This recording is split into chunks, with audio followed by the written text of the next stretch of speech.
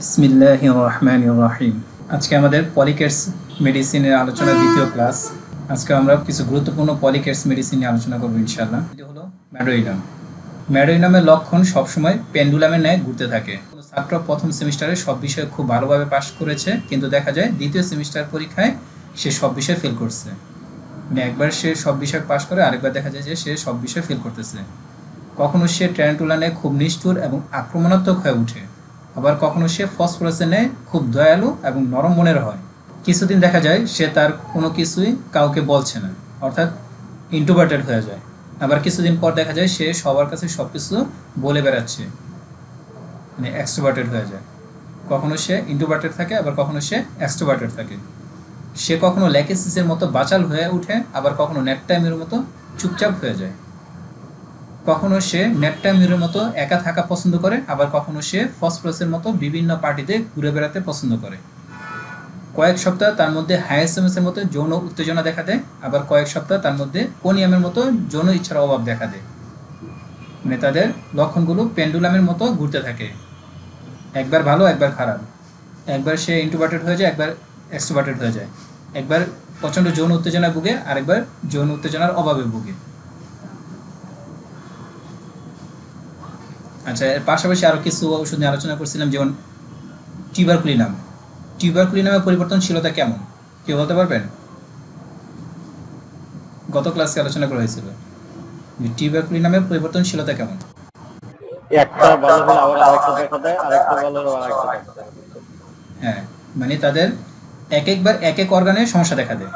যেমন হাঁটু ব্যথা ভালো হয়ে মাথা ব্যথা দেখা দিবে, মাথা ব্যথা ভালো হয়ে তাদের উদ্যময় দেখা দিবে, উদ্যময় ভালো হয়ে পেট ব্যথা দেখা দিবে। মানে একটা ভালো হয়ে তাদের আরেকটা দেখা দেয়। পালসেটিলার পরিবর্তনশীলতা কেমন? পালসেটিলার পরিবর্তনশীলতা মানে তাদের একই অর্গানের পরিবর্তনশীলতাটা দেখা দেয়। যেমন তাদের যদি পেটের সমস্যা দেখা দেয়, তাহলে দেখা যায় যে তাদের উদ্যময় ভালো হয়ে কোষ্ঠকাঠিন্য দেখা দেয়, আবার কোষ্ঠকাঠিন্য ভালো হয়ে উদ্যময় দেখা দেয়। আর মানসিক সমস্যা হলে ধরেন সে কিছুদিন দুশ্চিন্তাগ্রস্ত থাকলো, আবার সে প্রফুল্ল থাকলো, বা কিছু সময় সে দুশ্চিন্তাগ্রস্ত, কিছু সময় সে আবার প্রফুল্ল থাকলো। এ হাসতেছে, এ কান্না করতেছে, মানে তাদের একই অর্গানে পরিবর্তনশীলতা দেখা যায়। ল্যাক্টেনামের পরিবর্তনশীলতা কেমন কেউ বলেন? ল্যাক্টেনামের পরিবর্তনশীলতা কেমন? বললাম গত ক্লাস আলোচনা হয়েছে। ল্যাক্টেনামের পরিবর্তনশীলতা সবাই পারার কথা, এটা তো সবাই জানে। এক পাশ থেকে অন্য পাশে যায়। হ্যাঁ, এই কথাটা যদি কেউ না বলতে পারেন তাহলে কেমন হলো? ল্যাক্টেনামের পরিবর্তনশীলতা এক পাশ থেকে অন্য পাশে যায়। দেহের যে অর্গানগুলো দুইটা থাকে, যেমন ডান বেশ বাম বেশ, তাদের এক পাশ ভালো হয়ে অন্য পাশে দেখা দেয়, আবার ওই পাশ ভালো হয়ে আবার আগের পাশে ফিরে আসে। মানে ডান পাশ ভালো হয়ে বাম পাশে যায়, বাম পাশ থেকে আবার ডান পাশে যায়। এটা হলো ল্যাক্টেনাম। আর ম্যাডোইনামের পরিবর্তনশীলতা তো আজকে আমরা জানলাম যে পেন্ডুলামের ন্যায় ঘুরতে থাকে। তারা একবার ভালো থাকে, একবার খারাপ থাকে। একবার সে নিষ্ঠুর হয়ে যায়, একবার সে কিছুদিন পর আবার দয়ালু হয়ে যায়। একবার দেখা যায় সে পড়ালেখায় খুব ভালো করতেছে, আরেকবার দেখা যায় সে পড়ালেখায় খুব খারাপ করতেছে। ঠিক আছে, এই পরিবর্তনশীলতার মেডিসিনগুলো সবাই যদি একসাথে পড়েন, তাহলে কিন্তু আপনি রুগীর ক্ষেত্রে পার্থক্য করতে পারবেন যে কোন রুগীকে কোনটা দিবেন। যে তার লক্ষণগুলো পরিবর্তন হইতেছে বারবার, তখন আপনি যদি এই মেডিসিনগুলো মনে রাখতে পারেন, তাহলে আপনি ওষুধগুলোর মধ্যে পার্থক্য করে রুগীর জন্য সঠিক ওষুধটা দিতে পারবেন। তা না হলে কিন্তু আপনি পার্থক্য করতে পারবেন না কাকে কোনটা দিবেন। ম্যাডোইনামের রুগীদের জন্য প্রথম ভিজিটেই সঠিক ওষুধটা নির্বাচন করা খুব কঠিন হয়ে যায়। প্রথম ভিজিটে বুঝে নাও যেতে পারে, কারণ তাদের লক্ষণগুলো পেন্ডুলামের ন্যায় ঘুরতে থাকে। কারণ আপনার কাছে রুগী আসলো, আইসা বললো যে সে চুপচাপ থাকে, মানে কারোর সাথে কোনো কিছু শেয়ার করে না, আপনি অনেকটা নেট টাইম মনে করতে পারেন।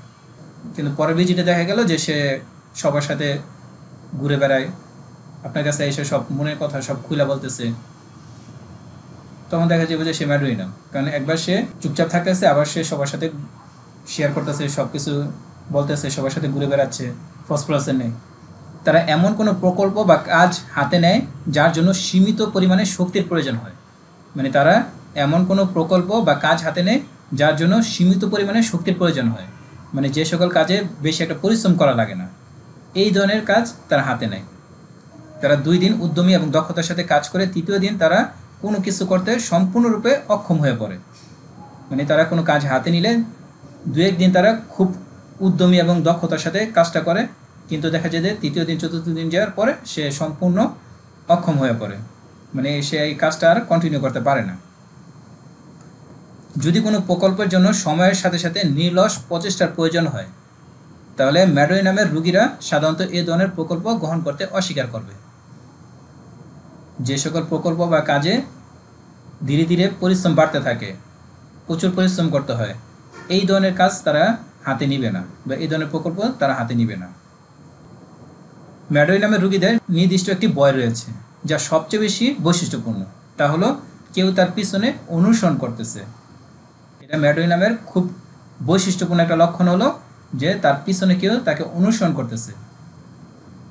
রোগী রাস্তায় হাঁটছেন এবং হঠাৎ মনে হচ্ছে কেউ তার পিছনে পিছনে হাঁটতেছে। সে থেমে তাকায়, কিন্তু দেখে পিছনে কেউ নাই। যখন সে রাস্তায় হাঁটে তখন মনে করে যে তার পিছনে পিছনে কেউ আসতেছে। যখন সে থেমে পিছনে তাকায় দেখে কেউ নাই। সে এই ধারণাটি মন থেকে ঝেড়ে ফেলতে পারে না। সে চাইলেও এই ধারণাটা সে ঝেড়ে ফেলতে পারে না। এটা তার মনে এক ধরনের বদ্ধমূল ধারণা হিসেবে রয়ে যায়। ম্যাডোই নামের একটি গুরুত্বপূর্ণ বৈশিষ্ট্য হলো স্রাব শুরু হওয়ার সাথে সাথে সমস্যা উপশম হয়। ম্যাডোই নামের আরেকটা গুরুত্বপূর্ণ বৈশিষ্ট্য হলো যখন তাদের যে কোনো স্রাব শুরু হয় তখনই তাদের সমস্যাগুলো উপশম হয়। সাদা স্রাব নির্গত হলে, নাক দিয়ে স্রাব নির্গত হলে, এমনকি মূত্রনালী দিয়ে কোনো স্রাব নির্গত হলেও রোগী মানসিক ও শারীরিকভাবে বেশ ভালো বোধ করে। যদি তাদের সাদা স্রাব নির্গত হয়, নাক দিয়ে স্রাব নির্গত হয়, এমনকি মূত্রনালী দিয়ে কোনো স্রাব, যেমন গনোরিয়াল স্রাব যখন নির্গত হয় তখন কিন্তু ম্যাডোই নামের রোগীরা ভালো বোধ করে। যখন তাদের এই স্রাবটা, গনোরিয়াল স্রাবটা চাপা পড়ে যায় তখন কিন্তু তাদের মধ্যে বিভিন্ন সমস্যা দেখা দেয়। ম্যাডোই নামের ক্ষেত্রে মনে রাখতে হবে যে তাদের যে কোনো স্রাব নির্গত হলে তাদের সমস্যাগুলো উপশম হয়। তাদের স্রাব নির্গত হলে তারা মানসিক এবং শারীরিকভাবে বেশ ভালো বোধ করে। ঋতুস্রাব শুরু হলে সমস্যা বৃদ্ধি পেতে থাকে। গত ক্লাসে আলোচনা হয়েছিল কোন মেডিসিন? ঋতুস্রাব শুরু হলে তাদের সমস্যাও বৃদ্ধি পেতে থাকে। আরো ক্লিয়ার করে, মানে কোন নসের ওষুধটা ভালো কাজ করে?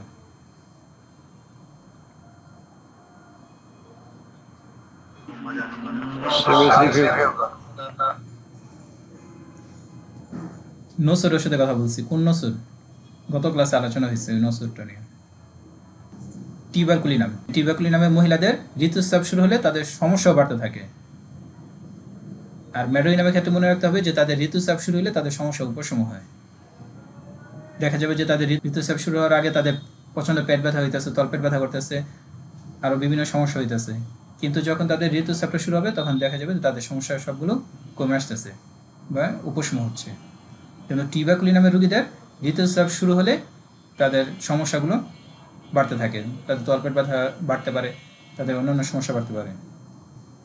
ম্যাডোই নামের রোগীদের যদি এই স্রাবগুলো চাপা দেওয়া হয় তাহলে রোগীর মধ্যে গভীর প্রভাব পড়ার সম্ভাবনা রয়েছে। তাদের ত্বক ও পেশির স্বাভাবিক অবস্থা নষ্ট হতে পারে। শক্তি এবং মানসিক ও আবেগগত কার্যকারিতা হ্রাস পেতে পারে। মানে যদি তাদের যে কোনো স্রাব চাপা দেওয়া হয় তাহলে তাদের চর্মের সমস্যা দেখা দিতে পারে, তাদের পেশির স্বাভাবিক অবস্থা নষ্ট হতে পারে, তাদের শক্তি, মানসিক ও আবেগগত কার্যকারিতা হ্রাস পেতে পারে। প্রায় ম্যাডোই নামের রোগীদের মধ্যে স্রাব চাপা দেওয়ার ফলে আঁচিল দেখা দেয়। এই জন্য যাদের স্রাব চাপা দেওয়ার ইতিহাস থাকে তারা যদি ম্যাডোই নামের রোগী হয় তাহলে তাদের আঁচিল দেখা দিবে। স্রাব চাপা পড়ার ফলে প্রথমে তাদের সুইসমিক ঝিল্লি আক্রান্ত হয়, তারপর জয়েন্ট আক্রান্ত হয় এবং অবশেষে হার্ট আক্রান্ত হয়। ম্যাডোই নামের রোগীদের স্রাব চাপা দেওয়া হলে প্রথমে তাদের সুইসমিক ঝিল্লি আক্রান্ত হয়, তারপর তাদের জয়েন্টগুলো আক্রান্ত হয়, জয়েন্টের পর তাদের হার্ট আক্রান্ত হয়। লাইকোপোডিয়াম এবং লিডামের সাথে ম্যাডোই নামও স্ট্রেপ্টোকক্কাল সংক্রমণ বা রিউমেটয়েড আর্থ্রাইটিসের পরে উদ্ভূত হার্টের সমস্যা ভালো কাজ করে। লাইকোপোডিয়াম এবং লিডামের সাথে ম্যাডোই নামও স্ট্রেপ্টোকক্কাল সংক্রমণ বা রিউমেটয়েড আর্থ্রাইটিসের পরে উদ্ভূত হার্টের সমস্যায় ভালো কাজ করে। অর্থাৎ যাদের বারবার গলায় সংক্রমণ দেখা দেয় বা গলা ব্যথা করে বা যাদের রিউমেটয়েড আর্থ্রাইটিস আছে তাদের পরবর্তীতে যদি হার্টের সমস্যা দেখা দেয় তাদের জন্য লাইকোপোডিয়াম, লিডাম এবং ম্যাডোই নাম এই তিনটা ওষুধ ভালো কাজ করবে। লক্ষণ অনুযায়ী এদের মধ্যে পার্থক্য করে নিতে হবে। তবে মনে রাখতে হবে হার্টের প্যাথোলজিতে আক্রান্ত রোগীদেরকে বা 60 বা তার বেশি বয়সের রোগীদেরকে ম্যাডোইনামের 200-এর বেশি শক্তির ওষুধ প্রাথমিক ডোজ হিসেবে দেওয়া যাবে না। খুব গুরুত্বপূর্ণ কথা, এটা সবাই ভালোভাবে মনে রাখতে হবে, তা না হলে কিন্তু রোগীর মারাত্মক ক্ষতি হতে পারে। হার্টের প্যাথোলজিতে আক্রান্ত অর্থাৎ যদি কারো বাল্বের সমস্যা, হার্টের বাল্বের সমস্যা থাকে বা হার্টের ব্লক থাকে বা হার্টের পেশিতে কোনো সমস্যা দেখা দেয়, যেটা আর কি প্যাথোলজিক্যাল পরিবর্তন বলা হয়, প্যাথোলজিক্যাল কোনো সমস্যা দেখা দেয়। ফাংশনাল সমস্যা হলে ওটা সমস্যা নেই, ফাংশনাল সমস্যা হলো যে তার হার্টের কোনো সমস্যা নেই কিন্তু হার্টটা ঠিকমতো কাজ করতেছে না, ওটাকে বলে হার্টের ফাংশনাল সমস্যা। আর প্যাথোলজিক্যাল সমস্যা হলো মানে হার্টের স্ট্রাকচারের কোনো পরিবর্তন হয়ে যাওয়া, যেমন হার্টে বাল্বের সমস্যা হওয়া বা তার হার্টে কোনো ব্লক হওয়া বা হার্টের যে পেশি আছে এই পেশিতে কোনো সমস্যা দেখা দেওয়া। এই ধরনের কোনো সমস্যা থাকলে বা রোগী যদি 60 বছরের বেশি হয় তাহলে প্রথম ডোজ হিসেবে তাকে ম্যাডোইনাম 200-এর বেশি শক্তি দিলে রোগীর মারাত্মক সমস্যা হতে পারে। যদি তাদেরকে ম্যাডোইনাম দিতে হয় তাদেরকে 200 দিতে হবে প্রথম। 200 দেওয়ার পর আপনি ধীরে ধীরে 1 দেন, 10 দেন, 50 দেন, তারপরে সিএম দিতে পারবেন, কোনো সমস্যা নেই। কিন্তু প্রথমে আপনি যদি 10 50 বা সিএম দেন তাহলে রোগীর মারাত্মক সমস্যা হতে পারে।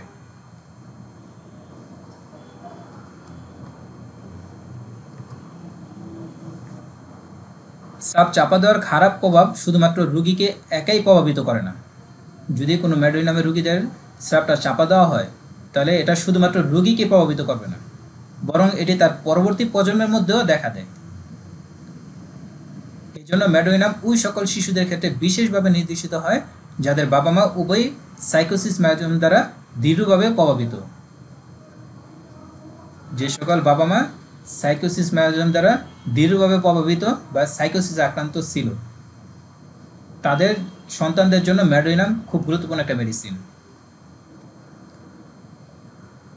সাইকোসিসে আক্রান্ত বাবা মার সন্তানদের তাদের উন্নতিতে সমস্যা দেখা দেয়, যেমন তাদের গ্রোথগুলো ঠিকমতো হয় না, তাদের চর্ম হয় অস্বাস্থ্যকর সাদা রঙের, খুব পাতলা, মানে তাদের চর্মটা অস্বাস্থ্যকর থাকে, মানে চর্মে বিভিন্ন উদ্ভিদ দেখা দিতে পারে, চর্ম সাদা হয়ে যেতে পারে এবং এটা খুব পাতলা হতে পারে। তাদের একেবারেই ক্ষুধা থাকে না এবং ধীরে ধীরে তারা অপুষ্টিতে ভুগতে থাকে। সাইকোসিসে আক্রান্ত বাবা মার সন্তানদের চর্ম হয় অস্বাস্থ্যকর সাদা রঙের, খুব পাতলা, তাদের একেবারেই ক্ষুধা থাকে না এবং ধীরে ধীরে তারা অপুষ্টিতে ভুগে। এখন আপনার কাছে যদি কোনো বাচ্চাকে নিয়ে আসা হয়, আপনি দেখলেন যে তার চর্মটা খুবই মানে অস্বাস্থ্যকর, বলতে তাদের চর্মে বিভিন্ন সমস্যা দেখা দিছে, চর্মটা সাদা হয়ে গেছে, খুব পাতলা, অল্প আঁচড়ে রক্ত বের হয়ে যায় বা সিলে যায়, যেটা পাতলা বোঝা যায়, প্রচণ্ড ক্ষুধামন্দা আছে, কোনো কিছু খাইতে চায় না, সে ধীরে ধীরে অপুষ্টিতে ভুগতেছে। তখন যদি আপনি জানতে পারেন যে তার বাবা মার সাইকোসিসে আক্রান্ত হওয়ার ইতিহাস আছে বা সাইকোসিসের প্রভাব আছে তাদের মধ্যে, তখন এই বাচ্চার জন্য ম্যাডোইনাম দেওয়া হলে খুব ভালো রেজাল্ট পাওয়া যাবে। শারীরিক স্তরে ম্যাডোইনামের বৈশিষ্ট্যপূর্ণ বেশ কয়েকটি লক্ষণ রয়েছে। শারীরিক স্তরে ম্যাডোইনামের বৈশিষ্ট্যপূর্ণ বেশ কয়েকটি লক্ষণ রয়েছে। তাদের মধ্যে বাত এবং আর্থ্রাইটিক সমস্যা দেখা দেয়, মানে ম্যাডোইনামের রোগীদের বাত বা আর্থ্রাইটিকের সমস্যা খুব বেশি দেখা দেয়। বিশেষ করে ম্যাডোইনামের রোগীরা বাতজনিত সমস্যায় ভোগে। প্রায় তাদের পায়ের তালুতে অত্যাধিক সংবেদনশীলতা দেখা দেয়, তাদের পায়ের তালুতে অত্যাধিক সংবেদনশীলতা দেখা দেয়। পায়ের তালুগুলো এতই স্পর্শকাতর থাকে যে রোগী হাঁটতেই পারে না, মানে পায়ের তালুর স্পর্শকাতরতার কারণে তারা হাঁটতেই পারে না। ডাক্তার বেকার বলেন, ম্যাডোইনাম খুবই গুরুত্বপূর্ণ মেডিসিন হওয়া সত্ত্বেও এটি অনেক অবহেলিত হয়। ডাক্তার বেকারের মতে ম্যাডোইনাম খুবই গুরুত্বপূর্ণ মেডিসিন হওয়া সত্ত্বেও এটি অনেক অবহেলিত হয়, মানে আমরা না জানার কারণে ম্যাডোইনামটা ব্যবহার করতে পারি না, এটা খুব কমই ব্যবহার হয়। তিনি মনে করেন যে হাঁটু বুকের সাথে মিলিয়ে ঘুমানো এই মেডিসিনের সেরা লক্ষণ। ডাক্তার বেকারের মতে যদি কোনো রোগী হাঁটু বুকের সাথে মিলাইয়া ঘুমায় তাহলে এটা হলো ম্যাডোইনামের সবচেয়ে সেরা লক্ষণ। আরেকটি হলো পায়ের তালুর তীব্র স্পর্শকাতরতা। একটা হলো হাঁটু বুকের সাথে মিলিয়ে ঘুমানো, আরেকটা হলো পায়ের তালুতে তীব্র স্পর্শকাতরতা।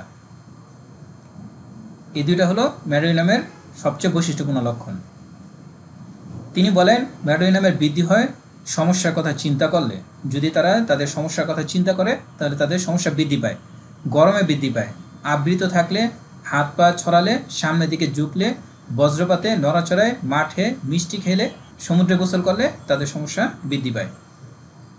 উপশম হইল সমুদ্র তীরে পেটের উপর শয়ন করলে মেঘলা আবহাওয়ায়। ম্যাডোইনামের রোগীদের সমস্যা সমুদ্র তীরে পেটের উপর শয়নে মেঘলা আবহাওয়ায় উপশম হয়। এদের মদ, লবণ, মিষ্টি, বিয়ার, বরফ, টক, সবুজ ফল, কফি খাওয়ার প্রতি তীব্র ইচ্ছা থাকে। তাদের মদ, লবণ, মিষ্টি, বিয়ার, বরফ, টক, সবুজ ফল, কফি খাওয়ার প্রতি তীব্র ইচ্ছা থাকে। পায়ের গোড়ালিতে স্পর্শকাতর ব্যথায় ম্যাডোইনাম এবং ক্যালকিয়া ফ্লোর ভালো কাজ করে। পায়ের গোড়ালিতে স্পর্শকাতর ব্যথায় ম্যাডোইনাম এবং ক্যালকিয়া ফ্লোর ভালো কাজ করে, কিন্তু এদের মধ্যে পার্থক্য হলো ম্যাডোইনামের ব্যথার জায়গায় স্পর্শ করা যায় না। ম্যাডোইনামের রোগীদের ব্যথার জায়গায় স্পর্শ করা যায় না। আর ক্যালকিয়া ফ্লোরে প্রথম নড়াচড়ায় ব্যথা বৃদ্ধি পায়, কিন্তু নড়াচড়া করতে থাকলে ব্যথা উপশম হয়। পায়ের গোড়ালির স্পর্শকাতর ব্যথায় ম্যাডোইনাম এবং ক্যালকিয়া ফ্লোরের মধ্যে পার্থক্য হলো ম্যাডোইনামের রোগীদের ব্যথার জায়গায় স্পর্শ করা যায় না, অর্থাৎ তাদের স্পর্শকাতর ব্যথা থাকে। আর ক্যালকিয়া ফ্লোরের রোগীদের প্রথম নড়াচড়ায় ব্যথা বৃদ্ধি পায়, কিন্তু নড়াচড়া করতে থাকলে ব্যথা উপশম হয়। অ্যাগারিকাস এবং ম্যাডোইনামের মধ্যে পার্থক্য হলো অ্যাগারিকাসের ব্যথা হলো আকস্মিক টান লাগার নেই, হঠাৎ করে টান লাগার নেই, যেমন অনেকের পায়ে টান লাগে হঠাৎ করে। অ্যাগারিকাসের ব্যথা হলো আকস্মিক টান লাগার নেই। আর ম্যাডোইনামের ব্যথা হলো অবিরাম বেদনা, সবসময় একটা ব্যথা থাকে, জ্বালাকর এবং ব্যথার সাথে বারবোধের অনুভূতি দেখা দেয়। ম্যাডোইনামের ব্যথা হলো অবিরাম, জ্বালাকর এবং ব্যথার সাথে বারবোধের অনুভূতি। সবসময় তাদের আক্রান্ত অংশে একটা ব্যথা থাকবে, জ্বালা থাকবে এবং ভারী ভারী অনুভব হবে। অস্টিও আর্থ্রাইটিসের কেসে যে 6টি লক্ষণে ম্যাডোইনাম ব্যবহার হয়। 1 নাম্বার, অবিরাম বেদনা, সবসময় একটা ব্যথা থাকবে। অস্টিও আর্থ্রাইটিসের রোগীদের সবসময় একটা ব্যথা থাকবে। সংকোচনশীল ব্যথা, মানে যে জায়গাটা আক্রান্ত হবে বা যে জয়েন্টটা আক্রান্ত হবে এই জয়েন্টটায় একটা সংকোচনশীল ব্যথা থাকবে, যে মানে সংকুচিত হয়ে যাচ্ছে এমন একটা ব্যথা থাকবে। মাংসপেশি এবং জয়েন্টে বারবোধ দেখা দেয়। মাংসপেশি এবং জয়েন্টে বারবোধ দেখা দেয়। রোগী বলবে যে আমার এই জয়েন্টটা যেন অনেক ভারী হয়ে আছে, অনেক ভারী ভারী লাগে। কম্পন দেখা দেয়, জয়েন্টে জ্বালাপোড়া দেখা দেয়, জয়েন্টের ব্যথার সাথে অস্থিরতা দেখা দেয়। তাদের জয়েন্টের ব্যথার সাথে অস্থিরতা দেখা দেয়।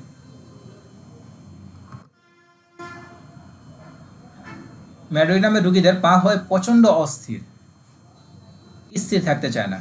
তাদের পা থাকে খুবই অস্থির, স্থির থাকতে চায় না। হাত এবং পায়ে জ্বালাপোড়া দেখা দেয়। এগুলো অনাবৃত রাখতে চায় এবং এগুলোতে বাতাস করতে চায়।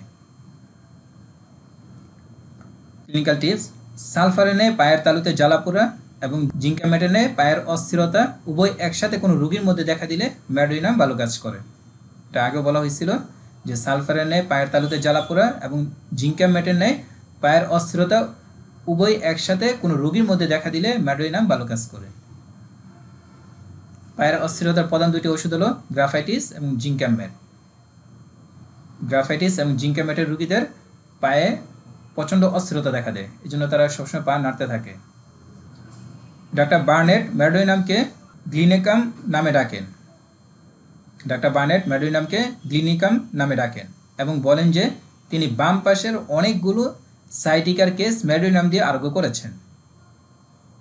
তিনি বাম পাশের অনেকগুলো সাইটিকার কেস ম্যাডোইনাম দিয়ে আরোগ্য করেছেন, বিশেষ করে যদি খুব সকালে রোগীর মুখে টকস্বাদ দেখা দেয় এবং জিহ্বা নোংরা থাকে। বিশেষ করে যদি খুব সকালে রোগীর মুখে টকস্বাদ দেখা দেয় এবং জিহ্বা নোংরা থাকে। যদি আপনার কাছে কোনো পেশেন্ট আসে সাইটিকার সমস্যা নিয়ে, আপনি দেখলেন যে এই ব্যথাটা বাম পাশে, বাম পায়ের সাইটিক নার্ভে ব্যথা, আপনি জানতে পারলেন যে তার মুখে টকস্বাদ দেখা দেয়, সকালে যখন ঘুম থেকে উঠে তখন তার মুখে টকস্বাদ দেখা দেয়, আপনি জিহ্বাটা দেখলেন ময়লা, তাহলে আপনি তাকে নিশ্চিন্তে ম্যাডোইনাম দিতে পারবেন। কারণ ডাক্তার বার্নেট ম্যাডোইনাম দিয়ে এই ধরনের রুগী অনেকগুলো রুগী ভালো করছেন। ম্যাডোইনামের রুগীরা সকালের দিকে অবসাদগ্রস্ত থাকে আর সন্ধ্যার দিকে সর্বদা প্রফুল্ল থাকে। তাই ম্যাডোইনামের রুগীরা বলে আমি অবশ্যই একজন রাতের মানুষ, আমাকে দিনের বেলা কোনো কাজ করতে বলবেন না। মানে তারা দিনের বেলা কোনো কাজ করতে চায় না, রাতের বেলা কাজ করতে চায়। অনেকে দেখবেন যে দিনের বেলা কাজ করতে পছন্দ করে না, রাতের বেলা কাজ করতে পছন্দ করে। তারা সাধারণত ম্যাডোইনামের রুগী, কারণ ম্যাডোইনামের রুগীরা দিনের বেলা এত কাজ করাটা পছন্দ করে না, যেটা সে রাতে করতে পারে। অনেক ছাত্ররা দেখবেন যে দিনের বেলা সারাদিন পড়ে না, কিন্তু সারা রাত পড়ে, তারাও কিন্তু ম্যাডোইনামের রুগী। কারণ তারা রাত্রটা এনজয় করে, দিনে তারা সাধারণত ভালো থাকে না, তাদের কোনো কিছু ভালো লাগে না। তারা সবসময় যৌন বিষয়ে চিন্তা করে, যৌন কামনা করে, বিশেষ করে যখন আবেগপ্রবণ এবং আক্রমণাত্মক পর্যায়ে থাকে।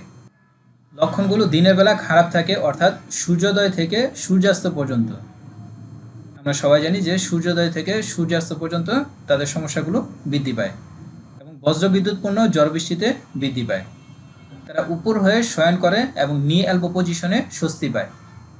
তারা সাধারণত উপর হয়ে শোয়, মানে পেটের উপর শোয় বা নি এলবো পজিশনে শোয়, হাঁটু বুকের সাথে মিলায় শোয়।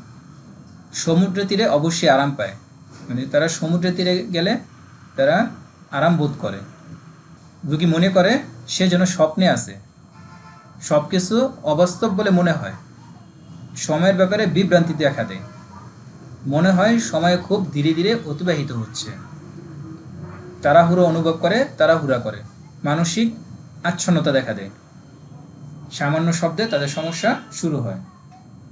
ছোটোখাটো কারণে বিরক্ত হয়, লক্ষণ বলার সময় কান্না করে। যখন তারা তাদের লক্ষণ বলে তখন তারা কান্না করে। নিজের সম্পর্কে চিন্তা করার সময় এবং রাতে মানসিক লক্ষণগুলো আরও খারাপ হয়। তাদের ভিতরে তাড়াহুড়ার অনুভূতি দেখা দেয়। ম্যাডোইনামের একটা গুরুত্বপূর্ণ সিমটম হলো তাদের ভিতরে সবসময় একটা তাড়াহুড়া ভাব দেখা দেয়। আমাকে এটা করতে হবে, আমাকে ওটা করতে হবে বলে তারা ছুটে বেড়ায়, কিন্তু যখন তারা কিছু করে তখন তারা নিয়মকানুন মেনে করে না। তারা হয় পিপাসার্থ। লবণ, মিষ্টি এবং চর্বির জন্য আকাঙ্ক্ষা, এই তিনটির সংমিশ্রণে ম্যাডোইনামের কথা চিন্তা করতে হবে। লবণ, মিষ্টি এবং চর্বির জন্য আকাঙ্ক্ষা, এই তিনটির সংমিশ্রণে ম্যাডোইনামের কথা চিন্তা করতে হবে।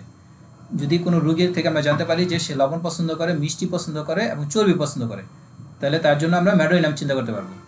ম্যাডোইনামের রোগীরা একই সাথে লবণ পছন্দ করে, মিষ্টি পছন্দ করে এবং চর্বি পছন্দ করে। পনিরের জন্য আকাঙ্ক্ষা, এর প্রধান ওষুধগুলো হলো পালসিটিলা, সিস্টাস কানাডেন্সিস, ইগনেশিয়া। পালসিটিলা, সিস্টাস কানাডেন্সিস, ইগনেশিয়া, এই তিনটা ওষুধের রোগীরা পনির খেতে খুব পছন্দ করে। ম্যাডোইনামের রোগীদের মধ্যে কমলা এবং কমলার রসের জন্য আকাঙ্ক্ষা দেখা দেয়। ম্যাডোইনামের রোগীরা কমলা পছন্দ করে এবং কমলার রসও পছন্দ করে। ম্যাডোইনামের রোগীদের খাবার খাওয়ার পর সকল সমস্যা উপশম হয়। ম্যাডোইনামের রোগীদের খাবার খাওয়ার পর সকল সমস্যা উপশম হয়। তাদের স্রাব নির্গত হলেও তাদের সমস্যা উপশম হয়, আবার খাবার খাওয়ার পর তাদের সকল সমস্যা উপশম হয়। যেমন প্রচুর পেট ব্যথা করতেছে, এখন যদি সে খাবার খায় তাহলে তার পেট ব্যথা উপশম হবে। বা কারো প্রচুর বমি ভাব হইতেছে, খাবার খাইলেও তার বমি ভাব উপশম হবে। এটা হলো ম্যাডোইনাম। প্রস্রাবে ইটের গুঁড়ার তলানি দেখা দেয়। হার্টের অস্বাভাবিক প্রসারণ এবং শোধ দেখা দেয়। ক্রমাগত হাত ধোয়ার ইচ্ছা, তারা সবসময় হাত ধুতে চায়। শিশুরা রাতে প্রফুল্ল থাকে এবং খেলাধুলা করে, কিন্তু দিনে খিটখিটে থাকে। অনেক শিশুরা আছে যে দেখা যায় যে সে সারাদিন খিটখিটে থাকে, কিন্তু রাত হইলেই সে প্রফুল্ল থাকে, খেলাধুলা করতে চায়, মানে রাত হইলে তার এনার্জি লেভেল বৃদ্ধি পায়। এই ধরনের বাচ্চারা কিন্তু ম্যাডোইনামের বাচ্চা। ক্লিনিক্যাল টিপস: 7-8 বছরের শিশুদের হস্তমেথন বন্ধ করার ক্ষেত্রে ম্যাডোইনাম ভালো কাজ করে। 7-8 বছরের শিশুদের হস্তমেথন বন্ধ করার ক্ষেত্রে ম্যাডোইনাম ভালো কাজ করে। ম্যাডোইনামের শিশুদের মলদ্বারের চারপাশে লাল এবং আগুনের ন্যায় জ্বালাকর উদ্বেগ দেখা দেয়, যার কারণে শিশুরা বারবার অভিযোগ করে। ম্যাডোইনামের শিশুদের মলদ্বারের চারপাশে লাল এবং আগুনের ন্যায় জ্বালাকর উদ্বেগ দেখা দেয়, যার কারণে শিশুরা বারবার তাদের সমস্যার কথা বলতে থাকে। শিশুদের মলদ্বারে উজ্জ্বল লাল উদ্বেদে ম্যাডোইনাম এবং সালফার ভালো কাজ করে। বর্তমানে দেখা যায় যে অনেক শিশুদেরকে ডায়াপার পরার কারণে তাদের পাছায় উজ্জ্বল লাল উদ্বেগ দেখা দেয়। এক্ষেত্রে কিন্তু ম্যাডোইনাম এবং সালফার এই দুইটা ওষুধই ভালো কাজ করে। এখন যদি আমরা এই দুইটা ওষুধের মধ্যে পার্থক্য জানি, তাহলে কিন্তু আমরা রোগীকে সঠিক ওষুধটা দিতে পারবো। সালফারে প্রচুর গন্ধ থাকে, ম্যাডোইনামে গন্ধ থাকে না। যদি তাদের উদ্বেদে গন্ধ থাকে তাহলে তার ওষুধ হবে সালফার, আর যদি কোনো গন্ধ না থাকে তাহলে তার ওষুধ হবে ম্যাডোইনাম। ঘড়িমেশি করা এবং বিলম্বিত করার প্রধান দুটি ওষুধ হলো লাইকোপোডিয়াম এবং ম্যাডোইনাম। ঘড়িমেশি করা এবং বিলম্বিত করার প্রধান দুটি ওষুধ হলো লাইকোপোডিয়াম এবং ম্যাডোইনাম। তারা আজকের কাজ আগামীকালের জন্য রেখে দেয়, মানে যারা সব কাজে ঘড়িমেশি করে, কোনো কাজ দিল, বললো যে না আজকে করবো না কালকে করবো, মানে আজকের কাজ কালকের জন্য রেখে দেয়, আবার কালকে বলে পরের দিন কথা বলে, মানে সব কিছুতে গড়িমসি করে। এক্ষেত্রে লাইকোপোডিয়াম আর ম্যাডোইনাম খুব ভালো কাজ করবে। ম্যাডোইনামের রুগীদেরকে যদি বলা হয় এটা ঠান্ডা এবং ওটা গরম, সে তা বুঝবে না, সে তা স্পর্শ করে দেখবে তারপর সে বুঝবে, অর্থাৎ অভিজ্ঞতা ছাড়া তাদের জ্ঞান লাভ হয় না। অনেক বাচ্চারা আছে যাদেরকে যদি বলেন যে এটা গরম ধরো না, তাহলে সে এটা বুঝবে না বা সেটা মানবে না, সে আগে এটা স্পর্শ করে দেখবে, দেখার পর যদি দেখে যেটা গরম তখন সেটা বিশ্বাস করবে বা বুঝবে যেটা গরম, মানে তাদের অভিজ্ঞতা ছাড়া তাদের জ্ঞান লাভ হয় না। ম্যাডোইনামের শিশুরা বারবার প্রশ্ন পুনরায় উল্লেখ করে, ম্যাডোইনামের শিশুরা বারবার প্রশ্ন পুনরায় উল্লেখ করে, কারণ তার মধ্যে সবসময় সন্দেহ কাজ করে, আমি কি ভালোভাবে প্রশ্নটি বুঝেছি, গুরুত্বপূর্ণ কিছু বাদ দিচ্ছি, এমন ধারণা তার মধ্যে কাজ করে। ম্যাডোইনামের শিশুরা বারবার প্রশ্ন পুনরায় উল্লেখ করে, কারণ তার মধ্যে সবসময় সন্দেহ কাজ করে, আমি কি ভালোভাবে প্রশ্নটি বুঝেছি, গুরুত্বপূর্ণ কিছু কি বাদ দিচ্ছি, এমন ধারণা তার মধ্যে কাজ করে। ম্যাডোইনামের অ্যাজমা পেটের উপর শয়নে এবং জিহ্বা প্রসারিত করলে উপশম হয়। ম্যাডোইনামের অ্যাজমা পেটের উপর শয়নে এবং জিহ্বা প্রসারিত করলে উপশম হয়।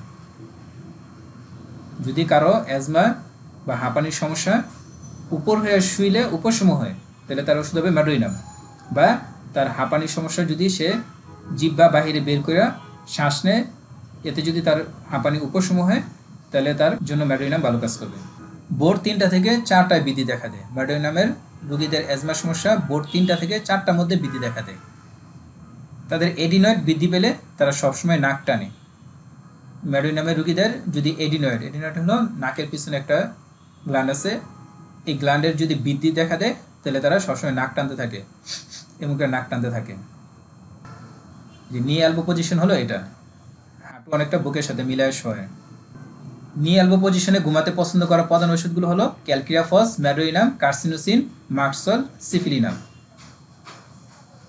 ক্যালক্রিয়াফস, ম্যাডোইনাম, কার্সিনোসিন, মার্কসল, সিফিলিনাম, এই 5টা ওষুধের রোগীরা সাধারণত নি এলবো পজিশনে ঘুমাতে পছন্দ করে। ক্লিনিক্যাল টিপস: এক হিপ থেকে অন্য হিপে ব্যথা গেলে ম্যাডোইনাম এবং সিমিসিভিকা ভালো কাজ করে। যদি কারো কোমরের এক পাশ থেকে অন্য পাশে ব্যথা যায়, তাহলে তাদের জন্য ম্যাডোইনাম এবং সিমিসিভিকা ভালো কাজ করবে। যদি এটা প্রসব ব্যথার সময় হয়, তাহলে কিন্তু একমাত্র মেডিসিন সিমিসিভিকা। যে কারো প্রসব ব্যথা উঠছে, তাদের আপনি জানলেন যে তাদের ব্যথাটা কোমরের এক পাশ থেকে অন্য পাশে যাচ্ছে, তাহলে আপনি তাকে নিশ্চিন্তে সিমিসিভিকা দিতে পারেন। কিন্তু অন্যান্য সমস্যার ক্ষেত্রে আপনি ম্যাডোইনাম এবং সিমিসিভিকা এই দুটো ওষুধের কথা চিন্তা করবেন, লক্ষণ অনুযায়ী পার্থক্য করে নিতে হবে। ম্যাডোইনামের রোগীদের ক্রনিক পেলভিক ডিসঅর্ডার বা অন্যান্য যৌনাঙ্গের সমস্যার সাথে যে স্রাব যায় তাতে মাছের গন্ধের ন্যায় গন্ধ থাকে। ম্যাডোইনামের রোগীদের ক্রনিক পেলভিক ডিসঅর্ডার বা অন্যান্য যৌনাঙ্গের সমস্যার সাথে যে স্রাব যায় তাতে মাছের গন্ধের ন্যায় গন্ধ থাকে, অর্থাৎ তাদের যৌনাঙ্গের যে কোনো সমস্যা হোক, এর সাথে তাদের যে স্রাবটা যাবে এই স্রাবের মধ্যে মাছের গন্ধের ন্যায় দুর্গন্ধ থাকে। মনে রাখতে হবে সকল সাইকোটিক ওষুধে শেষ সাথে অবস্থায় বৃদ্ধি দেখা দেয়, শুধুমাত্র ম্যাডোইনাম এর ব্যতিক্রম। মনে রাখতে হবে সকল সাইকোটিক ওষুধে শেষ সাথে অবস্থায় বৃদ্ধি দেখা দেয়, শুধুমাত্র ম্যাডোইনাম এর ব্যতিক্রম। আচ্ছা, ম্যাডোইনাম এবং থুজা এই দুইটা ওষুধের মধ্যে একবার একটা সূক্ষ্ম পার্থক্য কেউ বলতে পারবেন? যে আপনার কাছে সাইকোটিকের সমস্যা নিয়ে আসলো, এখন আপনি তাকে ম্যাডোইনাম দিবেন নাকি থুজা দিবেন? এটা একটা পার্থক্য কেউ বলতে পারবেন কিনা?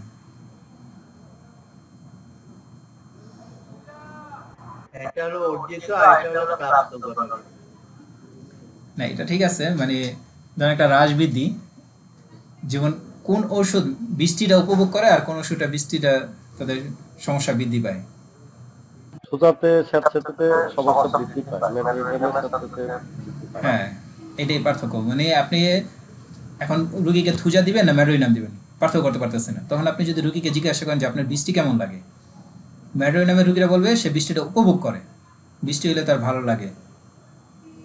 আর থুজা রুগীরা বলবে যে না, বৃষ্টি আমার মাথায় পড়লে আমার মাথা ব্যথা শুরু হয়ে যায়, বা বৃষ্টিতে আমার সমস্যা বৃদ্ধি পায়।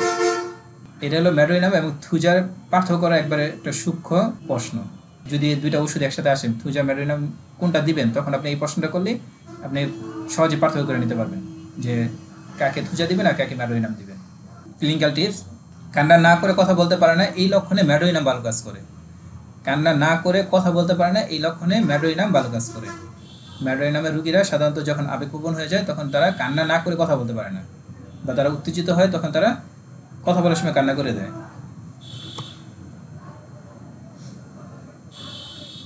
ম্যাডোইনামের রুগীদের সমস্যা সাধারণত সমুদ্র তীরে উপশম হয়। সমুদ্র তীরে সমস্যা উপশম হয়, এটা কিন্তু ম্যাডোইনামের খুব গুরুত্বপূর্ণ একটা সিমটম। আমার হোমিওপ্যাথি সফল কেস বই একটা কেস দেওয়া আছে ডাক্তার এলএম খান স্যারের। উনি আরবের এক শায়েখের ছেলের ডিলেড গ্রোথের কারণে উনি চিকিৎসা করছিলেন, যে তার বৃদ্ধি ঠিক মতন হচ্ছিল না, বা তার মানসিক সমস্যা ছিল প্রতিবন্ধী টাইপের। তখন তার ফ্যামিলি বলছিল যে সে সমুদ্র তীরে গেলে খুব প্রফুল্ল থাকে, খুব ভালো থাকে। তখন তার মার হিস্ট্রি নিয়ে জানতে পারে তার মা গর্ভাবস্থায় প্রায় 10 মাস পর্যন্ত পেটের উপর শুইত, যেটা গর্ভাবস্থায় এভাবে শোয়া নিষেধ, কারণ এভাবে না শুলে ঘুমাইতে পারতো না। এই লক্ষণগুলো নিয়ে তাকে ম্যাডোইনাম দেওয়া হয়, দেওয়ার পর তার অনেক উন্নতি হয়। সমুদ্র তীরে উপশম হওয়া, পেটের উপর শোয়া, এগুলো কিন্তু ম্যাডোইনামের খুব গুরুত্বপূর্ণ সিমটম। তবে ম্যাডোইনামের অনেক রোগীদের ক্ষেত্রে সমুদ্র তীরে বৃদ্ধ দেখা দিতে পারে, তবে সমুদ্র তীরে উপশম হওয়া এটা ম্যাডোইনামের খুব গুরুত্বপূর্ণ সিমটম, মানে অনেক ক্ষেত্রে বৃদ্ধিও দেখা দিতে পারে। ডাক্তার সোয়ান এবং টেইলরের মতে ইনফ্লুয়েঞ্জার প্রভাবের পর ম্যাডোইনাম একটি ভালো প্রতিষেধক ওষুধ। ডাক্তার সোয়ান এবং টেইলরের মতে ইনফ্লুয়েঞ্জার প্রভাবের পর, যে প্রচণ্ড পরিমাণে ইনফ্লুয়েঞ্জা দেখা দিতেছে, এরপর ম্যাডোইনাম প্রয়োগ করলে এটা পরবর্তীতে প্রতিষেধক হিসেবে কাজ করবে। আরেকটি আলোচনায় তিনি ম্যাডোইনামের কিছু বৈশিষ্ট্য উল্লেখ করেছেন, যেমন লেখার সময় তারা প্রথম অক্ষর ছেড়ে দেয়, মানে কোনো কিছু লেখার সময় শব্দের প্রথম অক্ষরটা তারা বাদ দিয়ে দেয়। উদাহরণস্বরূপ, এখানে লেখার সময় লিখে খানে, মানে এখানে এটা বাদ দিয়ে দেয়। তারা যখন কোনো কিছু লেখার সময় তারা প্রথম অক্ষরটা বাদ দিয়ে দেয়। আচ্ছা, যখন পিডিয়াট্রিক্স নিয়ে আলোচনা করছিলাম শিশুদের সমস্যা নিয়ে, তখন বলছিলাম যে নিজের লেখা নিজেই পড়তে পারে না কোন মেডিসিন, নিজের লেখা নিজেই পড়তে পারে না, মানে তাদের লেখা এত বাজে থাকে। Alpha lycopodium. হ্যাঁ, লাইকোপোডিয়াম। তাহলে লাইকোপোডিয়ামের রুগীরা নিজের লেখা নিজেই পড়তে পারে না, আর ম্যাডোইনামের রুগীরা কোনো কিছু লেখার সময় প্রথম অক্ষরটা বাদ দিয়ে দেয়। ক্লিনিক্যাল টিপস: রুগী যদি সাধারণ শব্দ বানান করতে না পারে, যেমন কলম, বই ইত্যাদি, তাহলে তাদের জন্য ম্যাডোইনাম ভালো কাজ করবে। রুগী যদি সাধারণ শব্দ বানান করতে না পারে, যেমন কলম, বই ইত্যাদি, তাহলে তাদের জন্য ম্যাডোইনাম ভালো কাজ করবে। তাহলে ম্যাডোইনামের রুগীরা কোনো কিছু লেখার সময় প্রথম অক্ষর বাদ দিয়ে দেয়। আবার হলো তারা সাধারণ শব্দ বানান করতে পারে না, তারা সাধারণ শব্দ বানান করতে পারে না। ডাক্তার সাদারল্যান্ডের মতে মিশ্রি খেলে ম্যাডোইনামের রুগীদের কাশি বৃদ্ধি পায়। যদি কারো মিষ্টি খাওয়ার ফলে কাশি বৃদ্ধি পায়, তাহলে তাদের জন্য ম্যাডোইনাম ভালো কাজ করবে। ডাক্তার বোগারের মতে ম্যাডোইনাম গর্ভাবস্থায় বমির ক্ষেত্রে সবচেয়ে বেশি ব্যবহৃত হয়। ডাক্তার বোগারের মতে ম্যাডোইনাম গর্ভাবস্থায় রোগিণীদের যে বমি ভাব হয় বা বমি হয়, এই ক্ষেত্রে সবচেয়ে বেশি ব্যবহৃত হয়। ডাক্তার লিওন উল্লেখ করেন যে অনেক বাতজনিত সমস্যা এবং মাইগ্রেনের চিকিৎসায় ম্যাডোইনাম না দেওয়া পর্যন্ত আরোগ্য বাধাপ্রাপ্ত হয়। ডক্টর লিওন উল্লেখ করেন যে অনেক বাতজনিত সমস্যা আছে বা মাইগ্রেনের সমস্যা আছে, যেগুলোতে ম্যাডোইনাম না দেওয়া পর্যন্ত আরোগ্য বাধাপ্রাপ্ত হয়। আপনার কাছে কোনো রুগী আসলো বাতের সমস্যা নিয়ে, আপনি তার লক্ষণ অনুযায়ী রাস্টক্স দিলেন বা ব্রাইনা দিলেন, যেই মেডিসিন আসে দিলেন, দেওয়ার পর দেখা গেল যে সে ঠিকমতো আরোগ্য হইতেছে না, বা 50% 60% হয়ে আরোগ্য হচ্ছে না, তখন তাকে ম্যাডোইনাম দেওয়া হলে তার এই আরোগ্যের বাধাটা দূর হয়ে যাবে। এমন হতে পারে যে প্রথম অবস্থায় তাকে ম্যাডোইনাম দেওয়া লাগতে পারে, যে আপনি লক্ষণ অনুযায়ী রাস্টক্স দিতেছেন কিন্তু কোনো উপকারই পাচ্ছে না, তখন ম্যাডোইনাম দিয়ে রাস্টক্স দিলে দেখা যাবে যে এই আরোগ্যের যে বাধাটা ছিল এটা দূর হয়ে যাবে। নখ কামড়ানো, যা স্নায়বিক অস্থিরতার বহিঃপ্রকাশ, এটি ম্যাডোইনামের একটি বৈশিষ্ট্য। যারা নখ কামড়ায় তাদের জন্য কিন্তু ম্যাডোইনাম খুব ভালো কাজ করবে।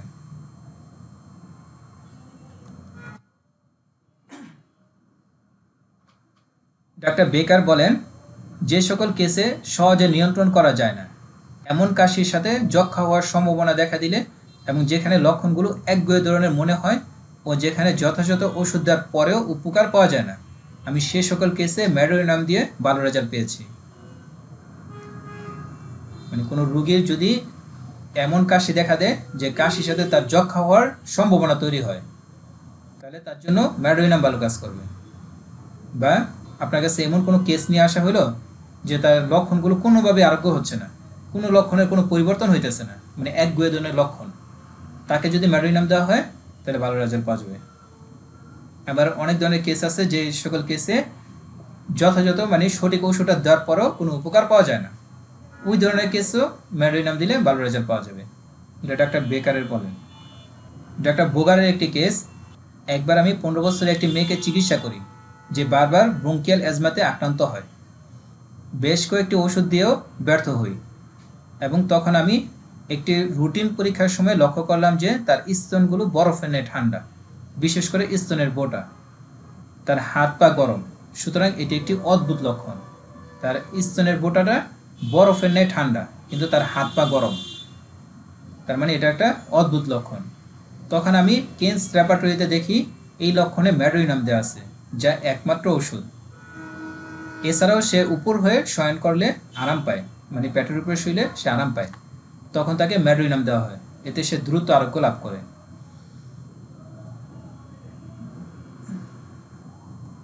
কেন ল্যাবরেটরিতে দেওয়া আছে চেস্ট কোলনেস মামি নিপেল, ম্যাডোরিনাম একমাত্র মেডিসিন। বা মার্ফি ল্যাবরেটরিতে দেওয়া আছে বেস্ট কোলনেস ব্রেস্ট নিপেল আইসি, ম্যাডোরিনাম একমাত্র মেডিসিন। তবে এই ধরনের লক্ষণ মানে রুগী থেকে পাওয়া খুব কঠিন। কোনো রুগী যদি বলে যে আমার বেস্টের নিপেলটা বরফের ন্যায় ঠান্ডা কিন্তু আমার শরীর গরম, কিন্তু আমার বেস্টের নিপেলটা সবসময় বরফের ন্যায় ঠান্ডা থাকে, তাহলে কিন্তু তার জন্য একমাত্র মেডিসিন হলো ম্যাডোরিনাম।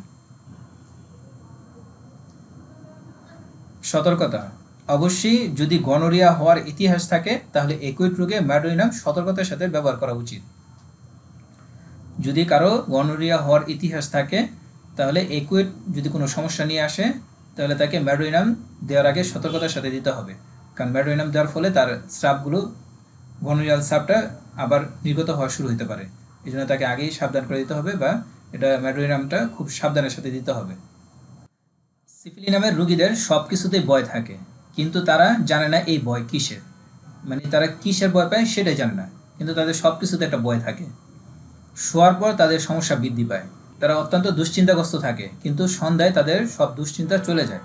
সন্ধ্যার দিকে তাদের দুশ্চিন্তা থাকে না, কিন্তু রাতে তাদের যখন শোয়ার পর তাদের সব দুশ্চিন্তা শুরু হয় বা তাদের সমস্যা বৃদ্ধি পায়।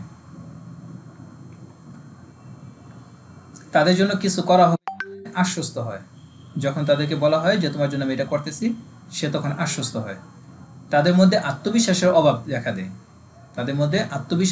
দেখা দেয়, তারা যা করে তা সঠিক না ভুল তা জানে না, কোনো জিনিস 10 বার চেক করে, মানে তারা যেমন ঘরে দরজা লাগাইছে কিনা এটা তারা 10 বার যা চেক করবে।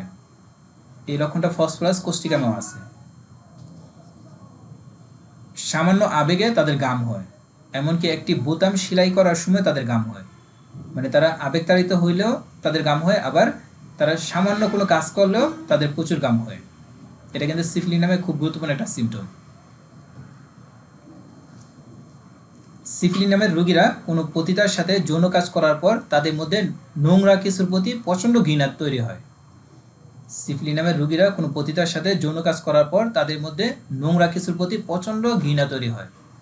এটি এতই মারাত্মক হয়ে উঠতে পারে যে কেউ বাসে তাদের স্পর্শ করলে তারা কাপড় ধুয়ে ফেলবে, মানে বাসে ওঠার পর কেউ তার মানে কারোর সাথে তার কাপড় একটু লাগছে, এই কারণে সে এসে তার কাপড় ধুয়ে ফেলবে।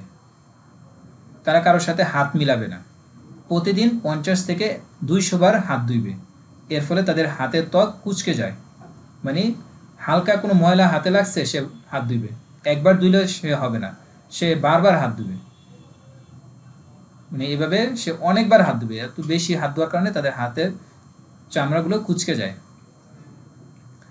যদি সে হাত না ধুইতে পারে তাহলে তাদের ঘাম শুরু হয়ে যায়, মাথা ব্যথা করে, তার হাতে কোনো ময়লা লাগছে বা তার সন্দেহ হইতেছে, সে যদি তখন হাত ধুইতে না পারে তখন তার শরীরে ঘাম শুরু হয়ে যায় এবং মাথা ব্যথা করে। তাদের মধ্যে বিভিন্ন ধরনের বদ্ধমূল ধারণা বা কুসংস্কার দেখা দেয়। তারা আপনাকে জিজ্ঞাসা করবে, আপনার কি মনে হয় আমি পাগল হয়ে যাচ্ছি?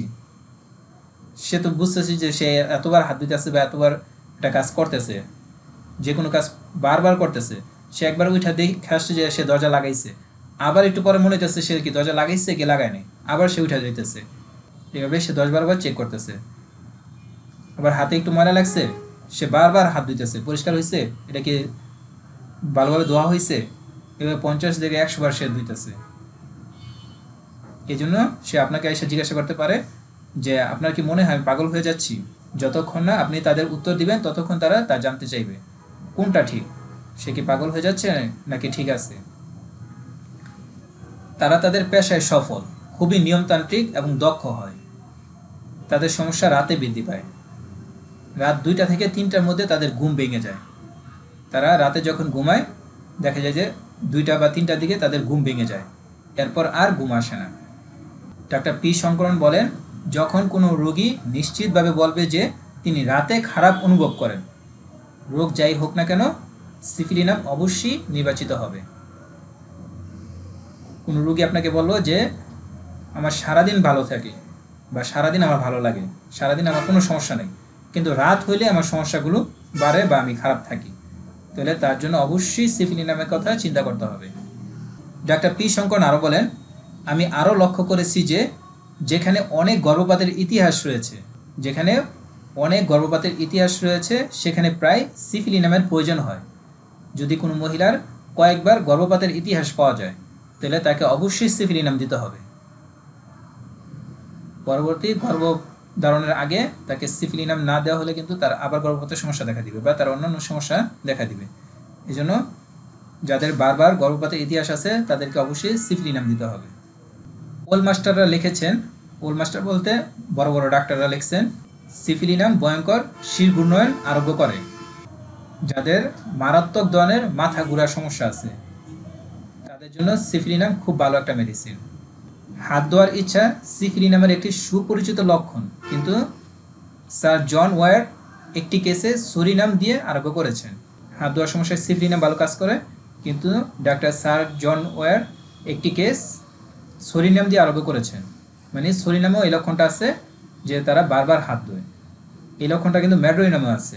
মানে সিফিলিনাম, ম্যাড্রোইনাম আর সরিনাম, এই 3টা ওষুধের রোগীদের বারবার হাত ধোয়ার ইচ্ছা, এই সমস্যাটা আছে। ডাক্তার হেইস সিফিলিনাম এবং ম্যাড্রোইনামকে অন্যান্য নসুরের তুলনায় একে অপরের পরিপূরক মনে করেন।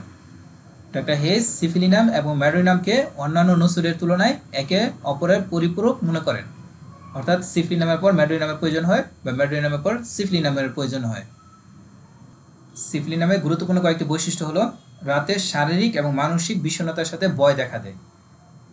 তাদের রাতে শারীরিক এবং মানসিক বিষণ্ণতার সাথে ভয় দেখা দেয়। স্মৃতিশক্তি হ্রাস পায়, বিশেষ করে সঠিক নাম মনে রাখতে পারে না। তাদের স্মৃতিশক্তি হ্রাস পায়, বিশেষ করে সঠিক নামটা মনে রাখতে পারে না। তারা তাদের কাছের মানুষের নামও ভুলে যায়। পরিবর্তনশীল মেজাজ, উত্তেজিত, স্নায়বিক দুর্বল অবস্থা, উদাসীন এবং অনাগ্রহী। তাদের মেজাজ বারবার পরিবর্তন হয়, তারা সবসময় উত্তেজিত থাকে, তাদের মধ্যে স্নায়বিক দুর্বলতা দেখা দেয়, তারা উদাসীন হয় এবং কোনো কিছুতে আগ্রহ থাকে না। রাতে ব্যথা বৃদ্ধি পায়, সূর্যাস্তের সাথে সাথে দেখা দেয় এবং সূর্যোদয়ের সাথে সাথে অদৃশ্য হয়ে যায়। মানে সূর্য ডুবার সাথে সাথে তাদের সমস্যা বৃদ্ধি পায় এবং সূর্য ওঠার সাথে সাথে তাদের সমস্যা অদৃশ্য হয়ে যায়। ব্যথা ধীরে ধীরে দেখা দেয় এবং ধীরে ধীরে অদৃশ্য হয়। তাদের ব্যথাটা ধীরে ধীরে দেখা দেয় এবং ধীরে ধীরে অদৃশ্য হয়। হাড়ের এবং নার্ভের ব্যথা সর্বদা রেখাকৃত, মানে তাদের হাড়ে এবং নার্ভে যে ব্যথাটা দেখা দেয় এই ব্যথাটা হয় রেখাকৃত, মানে একটা রেখার মতো ব্যথা থাকে এবং গভীরে দেখা দেয়। হাড়ে এবং নার্ভের ব্যথাটা তাদের রেখাকৃত হয়, অবিরামভাবে হয় এবং গভীরে দেখা দেয়। লক্ষণগুলো রাতে সমুদ্র তীরে বৃদ্ধি পায় এবং পর্বতে উপশম হয়। সিফিলিনামের লক্ষণগুলো রাতে বৃদ্ধি পায়, সমুদ্র তীরে বৃদ্ধি পায়। ম্যাড্রোইনামের রোগীদের কিন্তু সমুদ্র তীরে উপশম হয়, সিফিলিনামের রোগীদের সমুদ্র তীরে বৃদ্ধি পায়। এবং পর্বতে উপশম হয়। ব্যথা এক জয়েন্ট থেকে অন্য জয়েন্টে ঘুরে বেড়ায় এবং রোগী ব্যথা থেকে মুক্তি পাওয়ার জন্য ঘন ঘন অবস্থান পরিবর্তন করে। সিফিলিনামের রোগীদের জয়েন্টের ব্যথা এক জয়েন্ট থেকে অন্য জয়েন্টে ঘুরে বেড়ায় এবং রোগী ব্যথা থেকে মুক্তি পাওয়ার জন্য ঘন ঘন অবস্থান পরিবর্তন করে, মানে তাদের মধ্যে একটা অস্থিরতা দেখা দেয়। যখন নির্দেশিত ঔষধ কাজ করতে ব্যর্থ হয় তখন অবশ্যই লক্ষণ অনুসারে এটি বিবেচনা করা উচিত। যখন নির্দেশিত ওষুধ কাজ করতে ব্যর্থ হয় তখন অবশ্যই লক্ষণ অনুসারে এটি বিবেচনা করা উচিত। ডাক্তার দেশাই জ্বরের কয়েকটি কেস উল্লেখ করেছেন যেগুলো তিনি সিফিলিনাম দিয়ে আরোগ্য করেছেন, জ্বর আরোগ্য করছেন সিফিলিনাম দিয়ে। প্রথম কেস, একটি ছেলের যার পুরাতন আলসার রয়েছে, যার থেকে স্রাব নির্গত হয়, যা আরোগ্য হচ্ছিল না। তার নাকের হাড়ের ক্ষয় রয়েছে। তার কাছে একটা কেস নিয়ে আসা হয় যে ছেলেটার পুরাতন আলসার রয়েছে, মানে আলসারটা অনেক দিন হয়ে গেছে, এর থেকে স্রাব নির্গত হয়, মানে এটা কোনোভাবে আরোগ্য হচ্ছে না।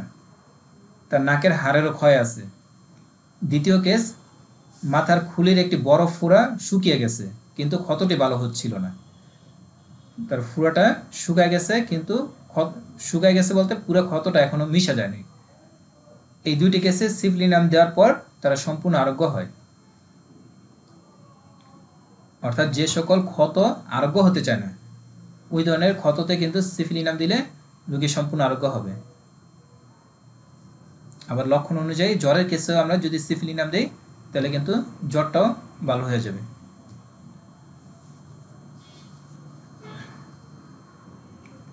ডাক্তার ক্লার্কের একটি কেস উল্লেখ করেন যার সিফিলিস হওয়ার ইতিহাস রয়েছে, তাকে সিফিলিনাম দিয়ে আরোগ্য করেন।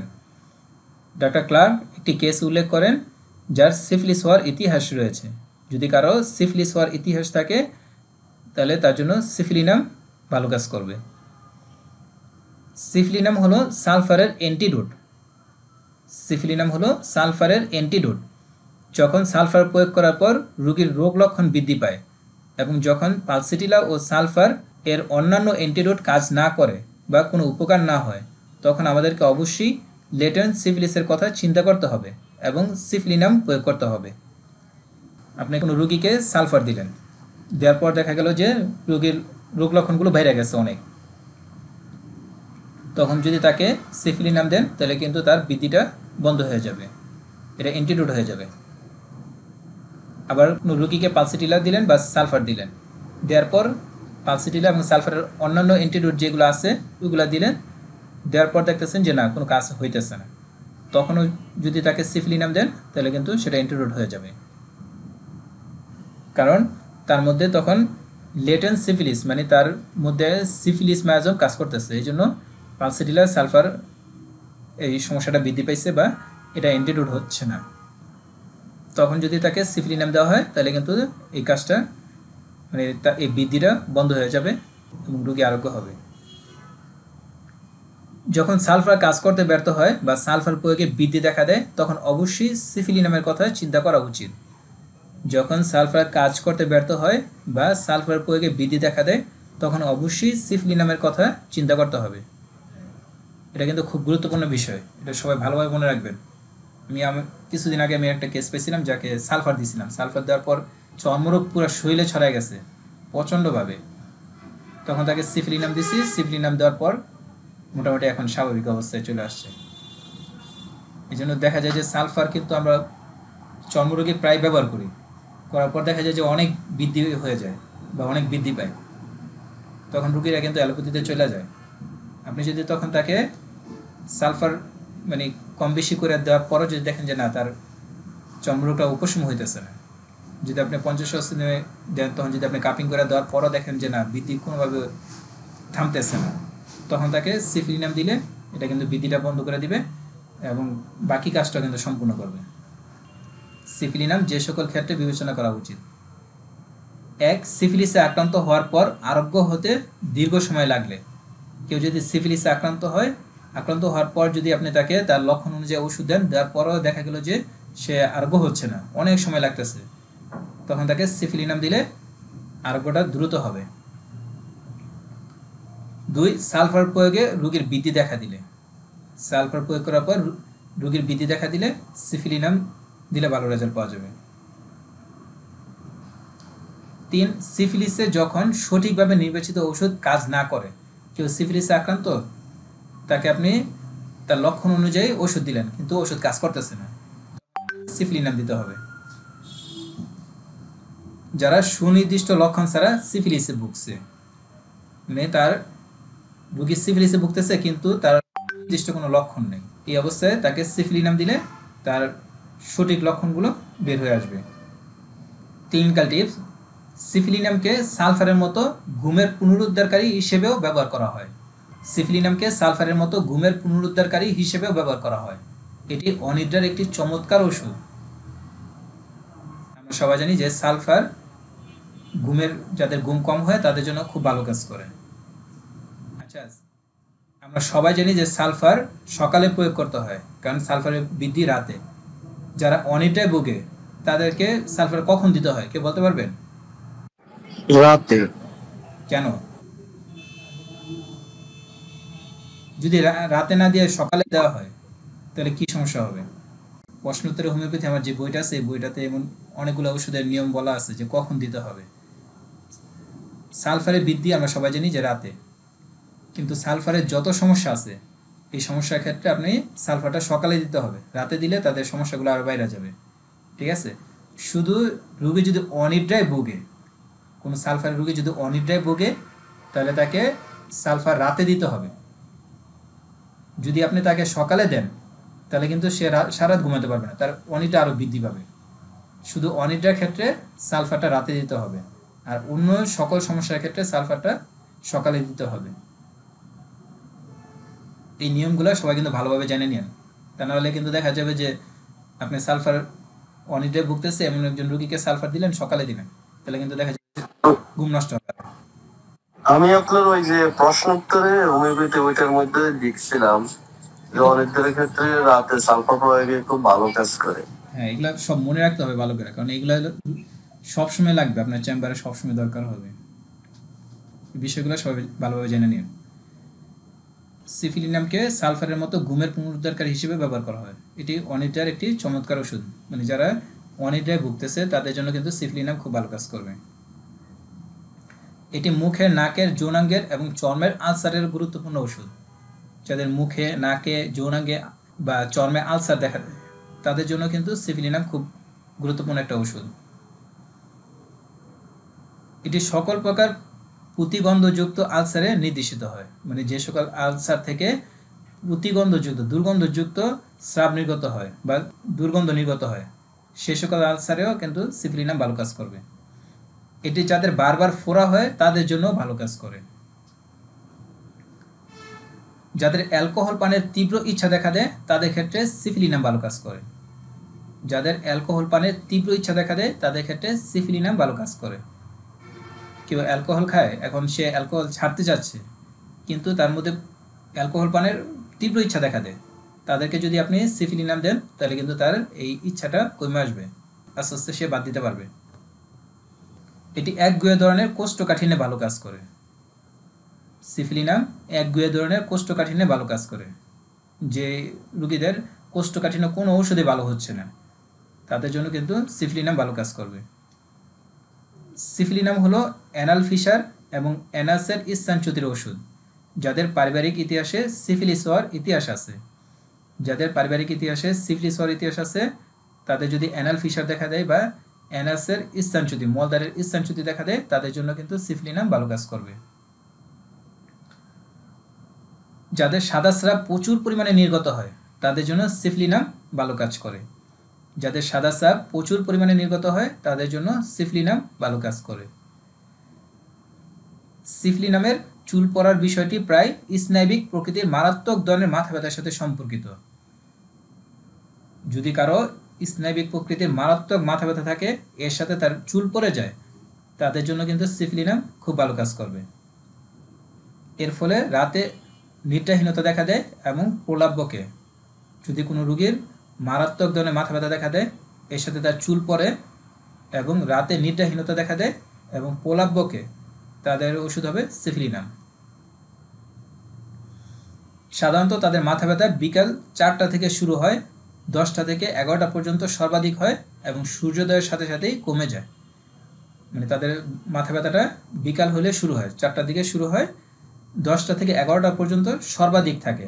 মানে 10টা থেকে 11টার মধ্যে সবচেয়ে বেশি থাকে মাথা ব্যথাটা, এরপর আবার কমতে থাকে এবং সূর্যোদয়ের সাথে সাথেই কমে যায়।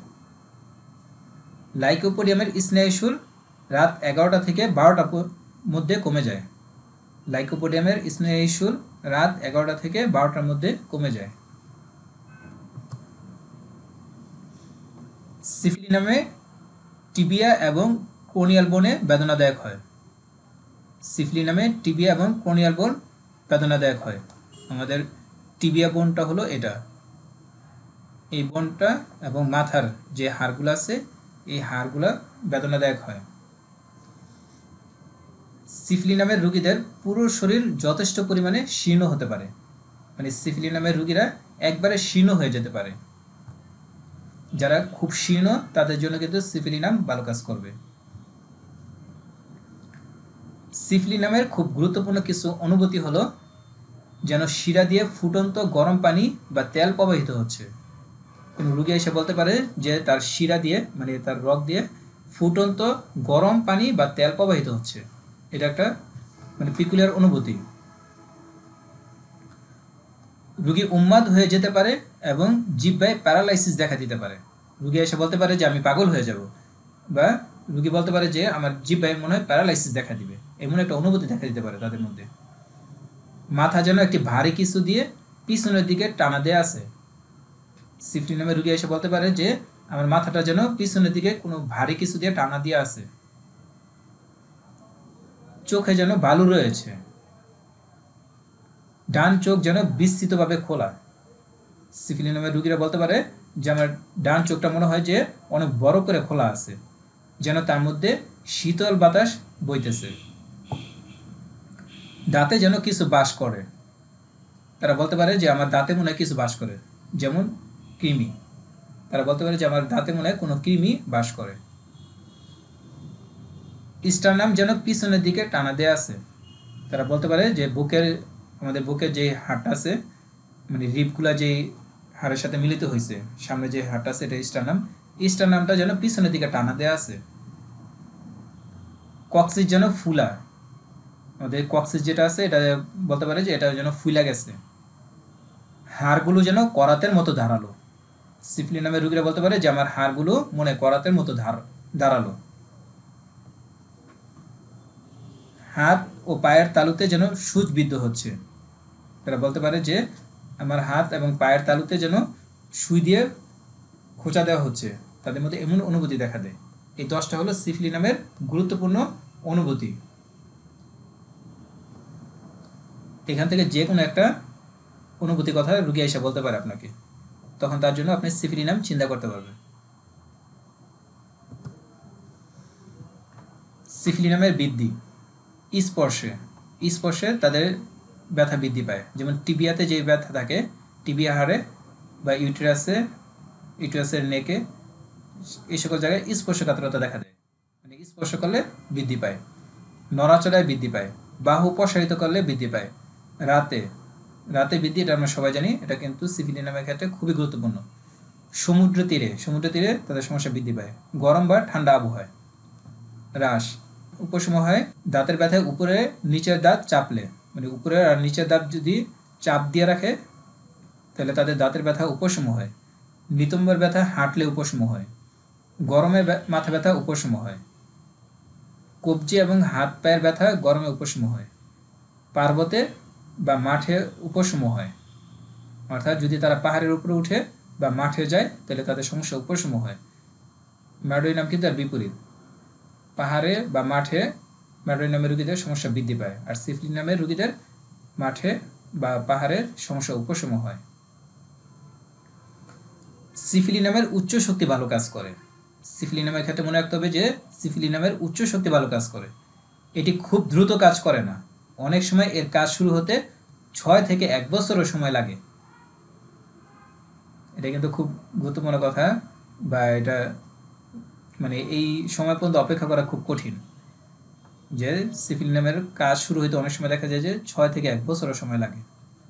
স্যার, জি যে আপনি যে তথ্যটা দিলেন যে সিভিলিনামের 6 থেকে 1 বছর সময় লাগতে পারে, 6 মাস থেকে 1 বছর সময় লাগতে পারে, তাহলে আমরা কি এই সিভিলিনাম দিয়ে রোগী ধরে রাখতে পারবো?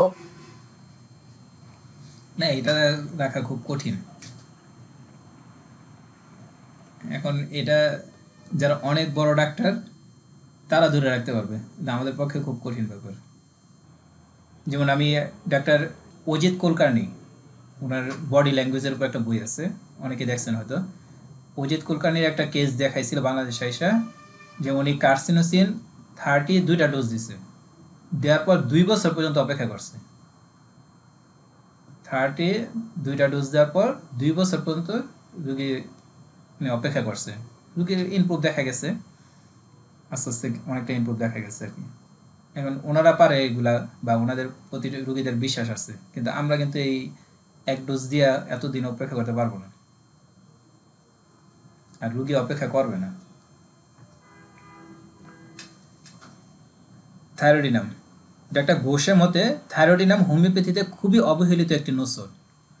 হোমিওপ্যাথরা খুব কমই এই বহু প্রয়োজনীয় নৌসডের পরিষেবা গ্রহণ করে। বিশেষ করে দেহের গভীরে বসে থাকা দীর্ঘস্থায়ী জটিলতার কেসে এটি খুব সহজেই অনেক জট খুলে দেয়।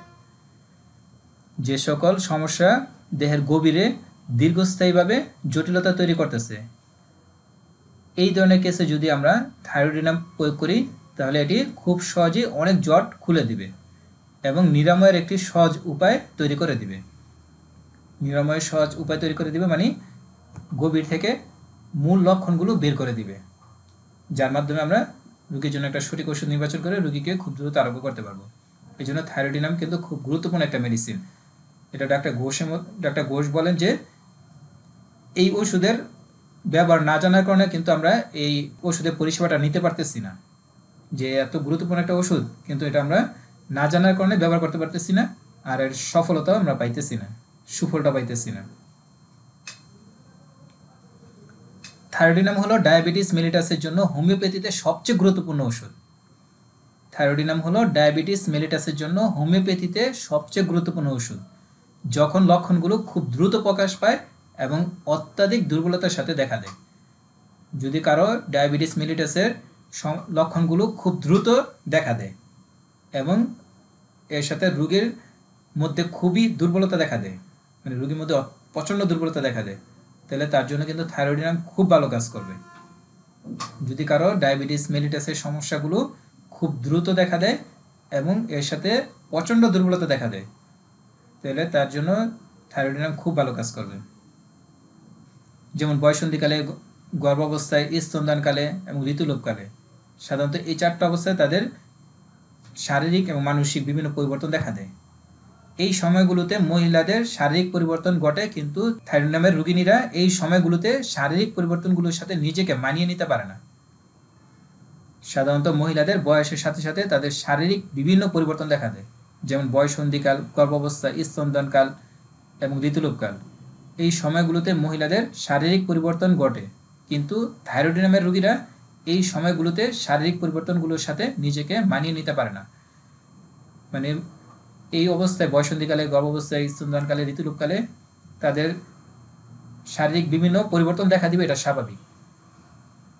কিন্তু থাইরোডিনামের রোগীরা এই যে পরিবর্তনটা দেখা দেয়, এই পরিবর্তনের সাথে সে নিজেকে মানিয়ে নিতে পারে না। তাই থাইরোডিনামের কি নোট হলো সামঞ্জস্যহীনতা, মানে তারা সামঞ্জস্য করতে পারে না, সামঞ্জস্যহীনতা দেখা দেয়। যেমন গর্ভাবস্থায় যে বমি দেখা দেয় তা গর্ভাবস্থার পরেও বাকি থাকে। তাদের গর্ভাবস্থায় সাধারণত সকল অধিকাংশ মহিলাদেরই বমি ভাব হয় বা বমি হয়, কিন্তু থাইরোডিনামের রোগীরা তাদের গর্ভাবস্থায় যে বমি দেখা দেয় তা গর্ভাবস্থার পরেও বাকি থাকে। এটা কিন্তু সাধারণত থাকে না। গর্ভাবস্থায় যে বমি ভাব থাকে বা বমি হয় সেটা প্রসবের পর ভালো হয়ে যায়, কিন্তু থাইরোডিনামের রোগীদের গর্ভাবস্থার পরেও এই বমি ভাব বা বমিটা বাকি থাকে। অনেক মহিলাদের দেখা যায় যে গর্ভাবস্থায় ডায়াবেটিস দেখা দেয়, যেটা বাচ্চা প্রসবের পর ভালো হয়ে যায়, এমনিতেই ভালো হয়ে যায়, কিন্তু থাইরোডিনামের রোগীদের গর্ভাবস্থার পরেও তাদের এই ডায়াবেটিস থেকে যায়।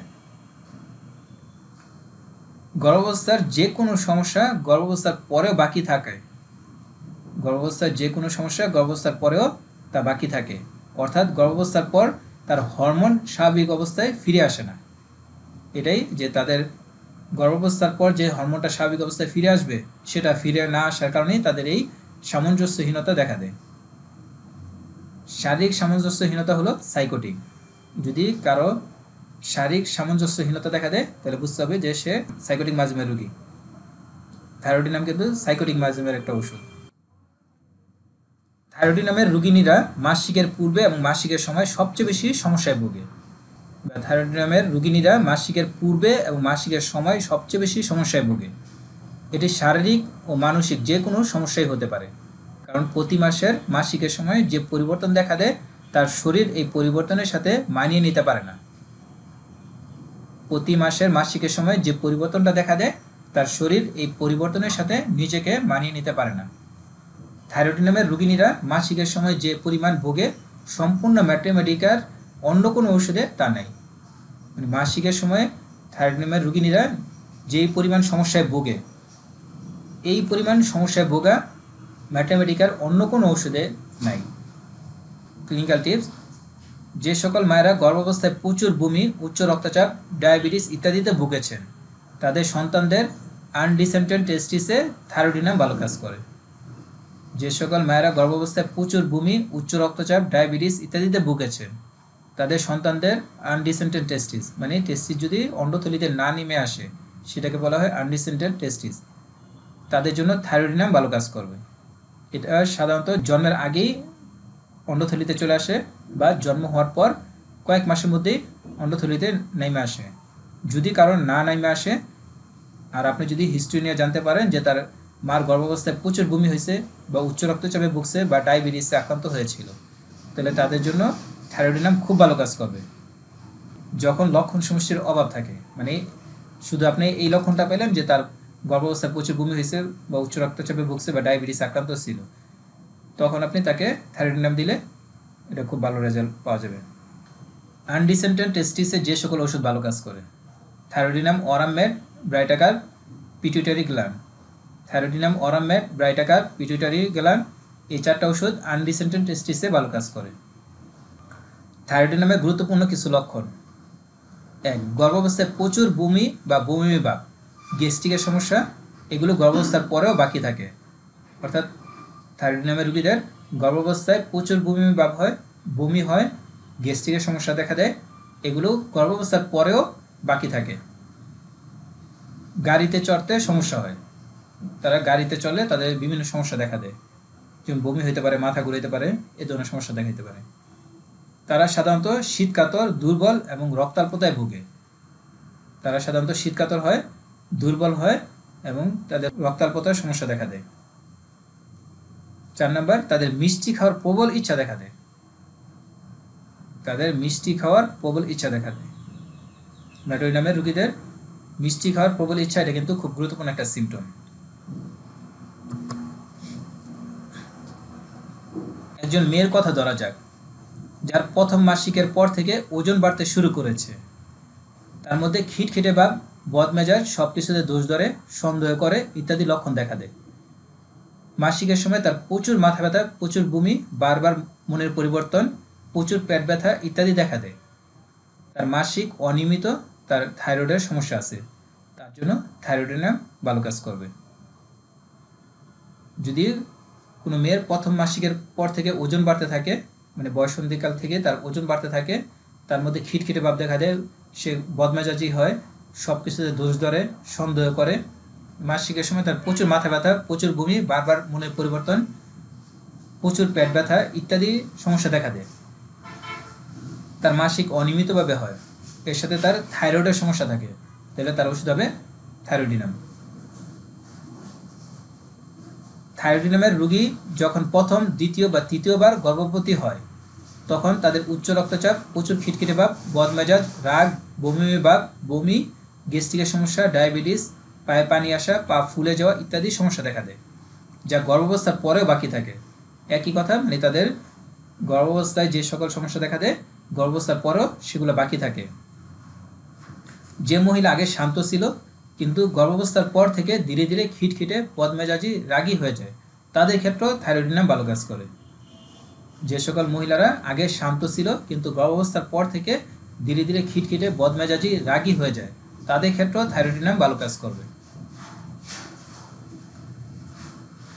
থাইরোডিনামের রোগী যদি বলে ঋতুলোপের পর থেকে আমার ওজন বৃদ্ধি পেয়েছে, এখন আমি মোটা হয়ে গেছি, এখন আমি খিটখিটে হয়ে গেছি, এখন আমি বিষণ্ণ থাকি, এখন আমার মনের কোনো ঠিক থাকে না, এই সমস্যাগুলো আগে আমার মধ্যে ছিল না, তাদের জন্য থাইরোডিনাম ভালো কাজ করবে।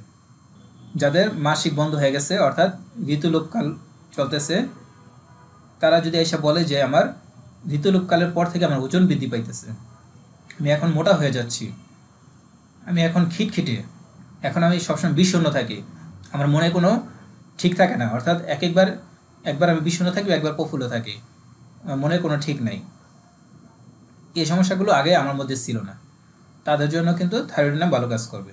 কারণ তাদের ঋতুলোপকালে যে হরমোনের পরিবর্তন হয়, এই হরমোনের পরিবর্তনের সাথে তারা তাদের নিজেদেরকে মানিয়ে নিতে পারে না। 16 বছরের একটি মেয়ে যার শরীরের গঠন মোটা থলথলে, সে মিষ্টি পছন্দ করে ইত্যাদি লক্ষণে তাকে ক্যালকিয়া কাপ দেওয়া হলো, অর্থাৎ তার লক্ষণ অনুযায়ী তাকে ক্যালকিয়া কাপ দেওয়া হলো, কিন্তু ক্যালকিয়া কাপ রোগীকে সম্পূর্ণ আরোগ্য করতে ব্যর্থ হলো, তখন তাকে থাইরোডিনাম দিতে হবে। আমাদেরকে মনে রাখতে হবে ক্যালকিয়া কাপের পর থাইরোডিনামের প্রয়োজন হয়।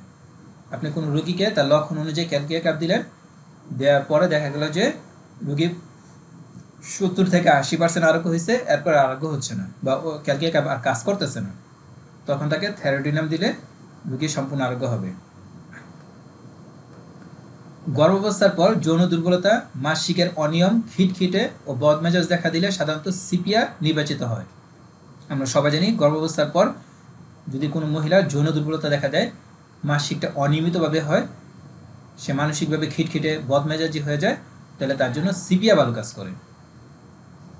অনেক সময় সিপিআর রোগীকে সম্পূর্ণ আরোগ্য করতে ব্যর্থ হয়, তখন তার জন্য থাইরোডিনামের প্রয়োজন হবে।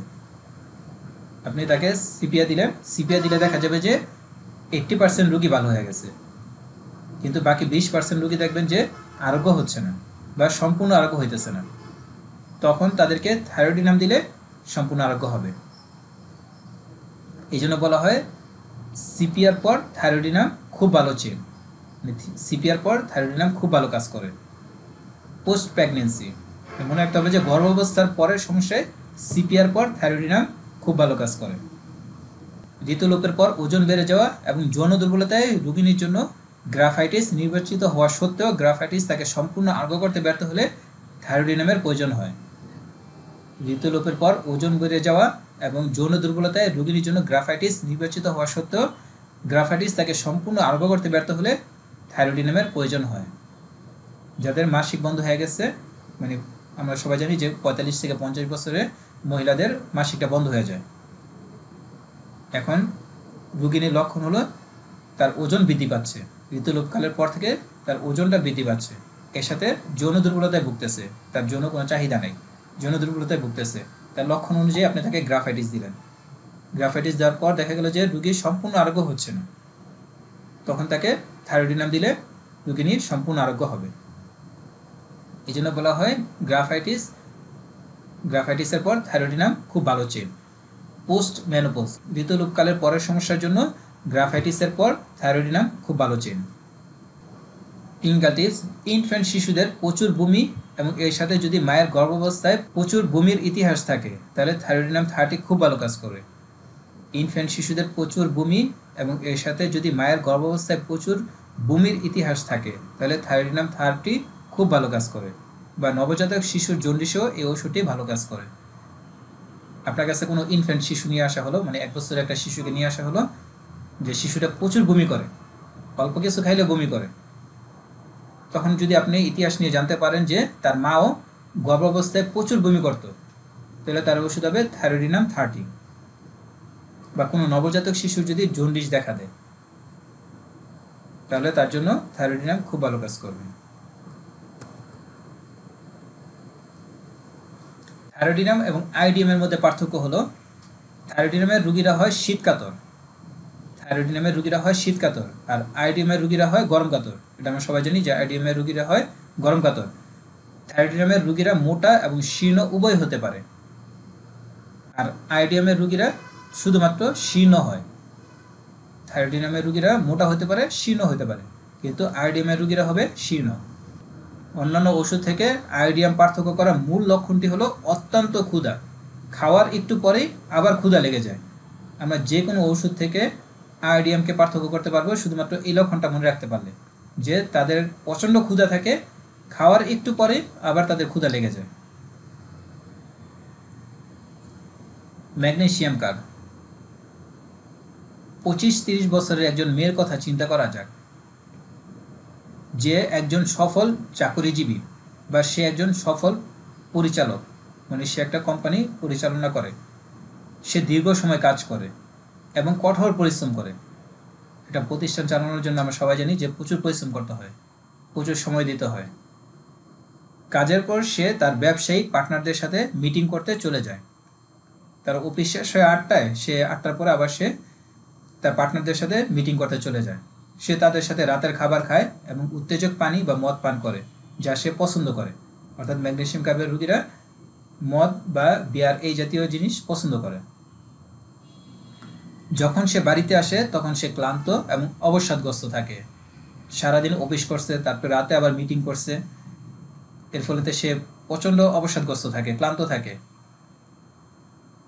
তখন তার ভালো ঘুমের প্রয়োজন হয়। যখন সে প্রচণ্ড ক্লান্ত থাকে, অবসাদগ্রস্ত থাকে, তখন তার ভালো একটা ঘুমের প্রয়োজন হয়, কিন্তু তার ভালো ঘুম হয় না। যখন সে সকালে ঘুম থেকে উঠে তখন সে ক্লান্ত থাকে, মানে তার ফ্রেশ একটা ঘুম হয় না, এই জন্য সে ক্লান্ত থাকে এবং অবসাদগ্রস্ত থাকে। এভাবেই তার পুরো সপ্তাহ কেটে যায়। সে পুরো সপ্তাহে কঠোর পরিশ্রম করে। যখন সে বন্ধ পায় তখন সে অ্যাসিডিটির সাথে মাথা ব্যথা এবং কোষ্ঠকাঠিন্যে ভোগে। মানে শনিবার থেকে সে বৃহস্পতিবার পর্যন্ত প্রচুর পরিশ্রম করে, মানে দীর্ঘ সময় পর্যন্ত কাজ করে, কিন্তু দেখা যায় যে তার সারা রাত ঘুম হয় না। এভাবে তার পুরো সপ্তাহটা কেটে যায়। যখন সে ছুটি পায় একদিন, যেমন শুক্রবারে সে ছুটি পাইল, এই বন্ধের দিন সে অ্যাসিডিটির সাথে মাথা ব্যথা এবং কোষ্ঠকাঠিন্যে ভোগে। তার অ্যাসিডিটির সমস্যা হইতেছে, এর সাথে মাথা ব্যথা হইতেছে এবং কোষ্ঠকাঠিন্য দেখা দিচ্ছে, এই সমস্যা ভোগে। এইভাবে কয়েক মাস চলার পর ম্যাগনেসিয়াম কার্বের রোগীরা সম্পূর্ণ অবসাদগ্রস্ত হয়ে পড়ে। মানে এভাবে তার মাসের পর মাস চলার কারণে ধীরে ধীরে সে সম্পূর্ণভাবে অবসাদগ্রস্ত হয়ে পড়ে। এই লক্ষণগুলো নাক্স ভূমিকাতেও আছে। মানে নাক্স ভূমিকার রোগীরা কিন্তু এমন মাথা ব্যথা, অ্যাসিডিটি বা কোষ্ঠকাঠিন্যের সমস্যা ভুগতে পারে। তারাও প্রচুর পরিশ্রম করে। আমরা সবাই জানি যে অধিকাংশ বস কিন্তু নাক্স ভূমিকার হয়, কারণ তারা হয় সফল, তারাও প্রচুর পরিশ্রম করে। এই লক্ষণগুলো নাক্স ভূমিকাতেও আছে। তবে নাক্স ভূমিকার রোগীরা 10 মিনিট বা অল্প ঘুমালে তাদের ক্লান্তি দূর হয়ে যায়। ম্যাগনেসিয়ামের সাথে এটার পার্থক্য হলো যে নাক্স ভূমিকার রোগীরা যদি 10 মিনিট বা অল্প কিছু সময় ঘুমায় তাহলে তাদের ক্লান্তিটা দূর হয়ে যায়, কিন্তু ম্যাগনেসিয়াম কার্বে ক্লান্তি দূর হয় না। তারা সারা রাত ঘুমালেও তাদের ফ্রেশ একটা ঘুম হয় না, ঘুম থেকে ওঠার পর তার মধ্যে ক্লান্তি দেখা দেয়। আর নাক্স ভূমিকার রোগীরা সারা রাত না ঘুমাইলেও যদি সে 10 মিনিট ঘুমায় তাহলে তার ক্লান্তিটা দূর হয়ে যাবে। নাক্স ভূমিকা এবং ম্যাগনেসিয়াম কার্ব এবং নাক্স ভূমিকার মধ্যে পার্থক্য হলো, নাক্স ভূমিকার রোগীরা ক্লান্ত হয় না, কারণ অল্প ঘুমালে তাদের ক্লান্তি দূর হয়ে যায়। আর ম্যাগনেসিয়াম কার্বের রোগীরা হয় ক্লান্ত, পরিশ্রান্ত। নাক্স ভূমিকা হয় স্বৈরাচারী জগরাটে, আর ম্যাগনেসিয়াম কার্বের রোগীরা হয় শান্তিপ্রিয়। তারা অর্থনৈতিক, ব্যক্তিগত এবং পেশার নিরাপত্তাহীনতায় ভোগে। ম্যাগনেসিয়াম কার্বের রোগীরা হয় শান্তিপ্রিয়, কিন্তু তারা অর্থনৈতিক, ব্যক্তিগত এবং পেশার নিরাপত্তাহীনতায় ভোগে। ম্যাগনেসিয়াম কার্ব সবসময় বস হতে চায়। মানে ম্যাগনেসিয়াম কার্বের রোগীরা সবসময় বস হতে চায়, তারা সেরা পাশে থাকতে চায়। এই জন্য তারা কিন্তু প্রচুর পরিশ্রম করে, দীর্ঘ সময় কাজ করে, কারণ তারা চিন্তা করে যে আমার সেরা পাসের মধ্যে থাকতে হবে। সকল কার্বন মেডিসিন নিজেকে অনিরাপদ মনে করে। যত কার্বন মেডিসিন আছে তারা কিন্তু সবাই নিজেকে অনিরাপদ মনে করে। সকল ম্যাগনেসিয়ামের মধ্যে আক্রান্ত হওয়ার ভয় থাকে। কার্বনের মধ্যে থাকে হলো অনিরাপদ, আর ম্যাগনেসিয়ামের মধ্যে থাকে আক্রান্ত হওয়ার ভয়। তারা শান্তিপ্রিয় হয়, কিন্তু তারা হয় শান্তিপ্রিয়। সকল ম্যাগনেসিয়ামের রোগীদের দুধ সহ্য হয় না। ম্যাগনেসিয়াম কার্বের তিনটি মূল লক্ষণ হলো অ্যাসিডিটি, মাথা ব্যথা এবং কোষ্ঠকাঠিন্য। ম্যাগনেসিয়াম কার্বের তিনটি মূল লক্ষণ হলো অ্যাসিডিটি, মাথা ব্যথা এবং কোষ্ঠকাঠিন্য। কোনো রোগীর মধ্যে যদি আপনি অ্যাসিডিটির সমস্যা পান, মাথা ব্যথার সমস্যা পান এবং কোষ্ঠকাঠিন্যের সমস্যা পান, একসাথে এই তিনটা যদি কোনো রোগীর মধ্যে পান, তাহলে তার ওষুধ হবে ম্যাগনেসিয়াম কার্ব। ম্যাগনেসিয়াম কার্বের সব কিছুতে টক দেখা যায়, যেমন তারা টক খেতে খুব পছন্দ করে, টক জাতীয় পানি পছন্দ করে, মানসিকভাবেও টক, অর্থাৎ তারা হয় খিটখিটে। তাদের শরীর থেকে যে স্রাব নির্গত হয় তাতেও টক গন্ধ থাকে, ডেকুর এবং উদ্গার হয় টক, মানে তাদের সব কিছুতে একটা টক টক থাকে। তারা টক খেতে পছন্দ করে, টক জাতীয় পানি পছন্দ করে, এই জন্য বলা হয় যে তারা মদ এবং বিয়ার পছন্দ করে, যেটা টক। তারা মানসিকভাবেও টক হয়, অর্থাৎ তারা হয় খিটখিটে। তাদের শরীর থেকে যে স্রাবটা নির্গত হয় সেটাও টক গন্ধযুক্ত হয়। তারা ডেকুর দিলে বা উদ্গার দিলেও সেখানে একটা টক গন্ধ থাকে। তারা গোস্ত খেতে খুব পছন্দ করে, ম্যাগনেসিয়াম কার্বের রোগীরা গোস্ত খেতে খুব পছন্দ করে। যদি কোনো রোগী এসে বলে যখনই আমার পরীক্ষার সামনে চলে আসে বা কোনো প্রতিযোগিতায় অংশগ্রহণের সময় হয় তখন আমার টয়লেট অনিয়মিত হয়ে যায়। যদি কোনো রোগী এসে বলে যে যখনই আমার পরীক্ষার সামনে চলে আসে বা কোনো প্রতিযোগিতায় অংশগ্রহণের সময় হয় তখন আমার টয়লেট অনিয়মিত হয়ে যায়, অর্থাৎ সময় মতো হয় না বা কয়েকদিন টয়লেট হয় না, অর্থাৎ উদ্বিগ্ন, দুশ্চিন্তাগ্রস্ত বা চাপে থাকলে তাদের কোষ্ঠকাঠিন্য দেখা দেয়, তাদের জন্য একমাত্র ওষুধ হলো ম্যাগনেসিয়াম কার্ব। যারা কোনো প্রতিযোগিতা যাওয়ার আগে বা পরীক্ষা দেওয়ার আগে উদ্বিগ্ন থাকলে বা দুশ্চিন্তাগ্রস্ত থাকলে তাদের টয়লেটটা অনিয়মিত হয়ে যায়, তারা কোষ্ঠকাঠিন্যে ভোগে, তাদের একমাত্র ওষুধ হলো ম্যাগনেসিয়াম কার্ব। আচ্ছা, প্রতিযোগিতা যাওয়ার আগে বা পরীক্ষা দেওয়ার আগে উদ্রাময়ে ভোগে, কোন মেডিসিন?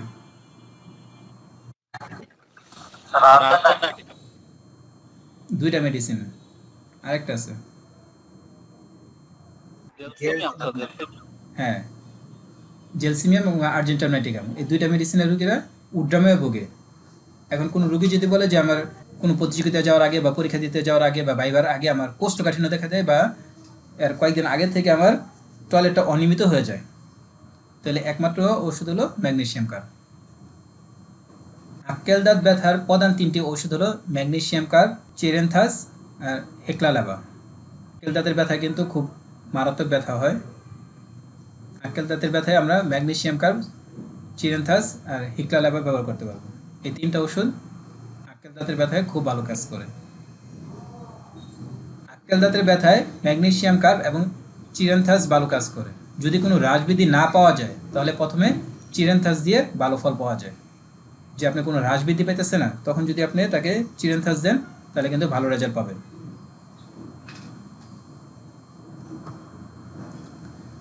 লাইসিন, এই ওষুধের সবচেয়ে বৈশিষ্ট্যপূর্ণ লক্ষণ হলো প্রবাহিত পানির দৃশ্য বা প্রবাহিত পানির শব্দ বা উজ্জ্বল আলোর দৃষ্টিতে সমস্ত উপসর্গ এবং সমস্ত রোগের বৃদ্ধি দেখা দেয়।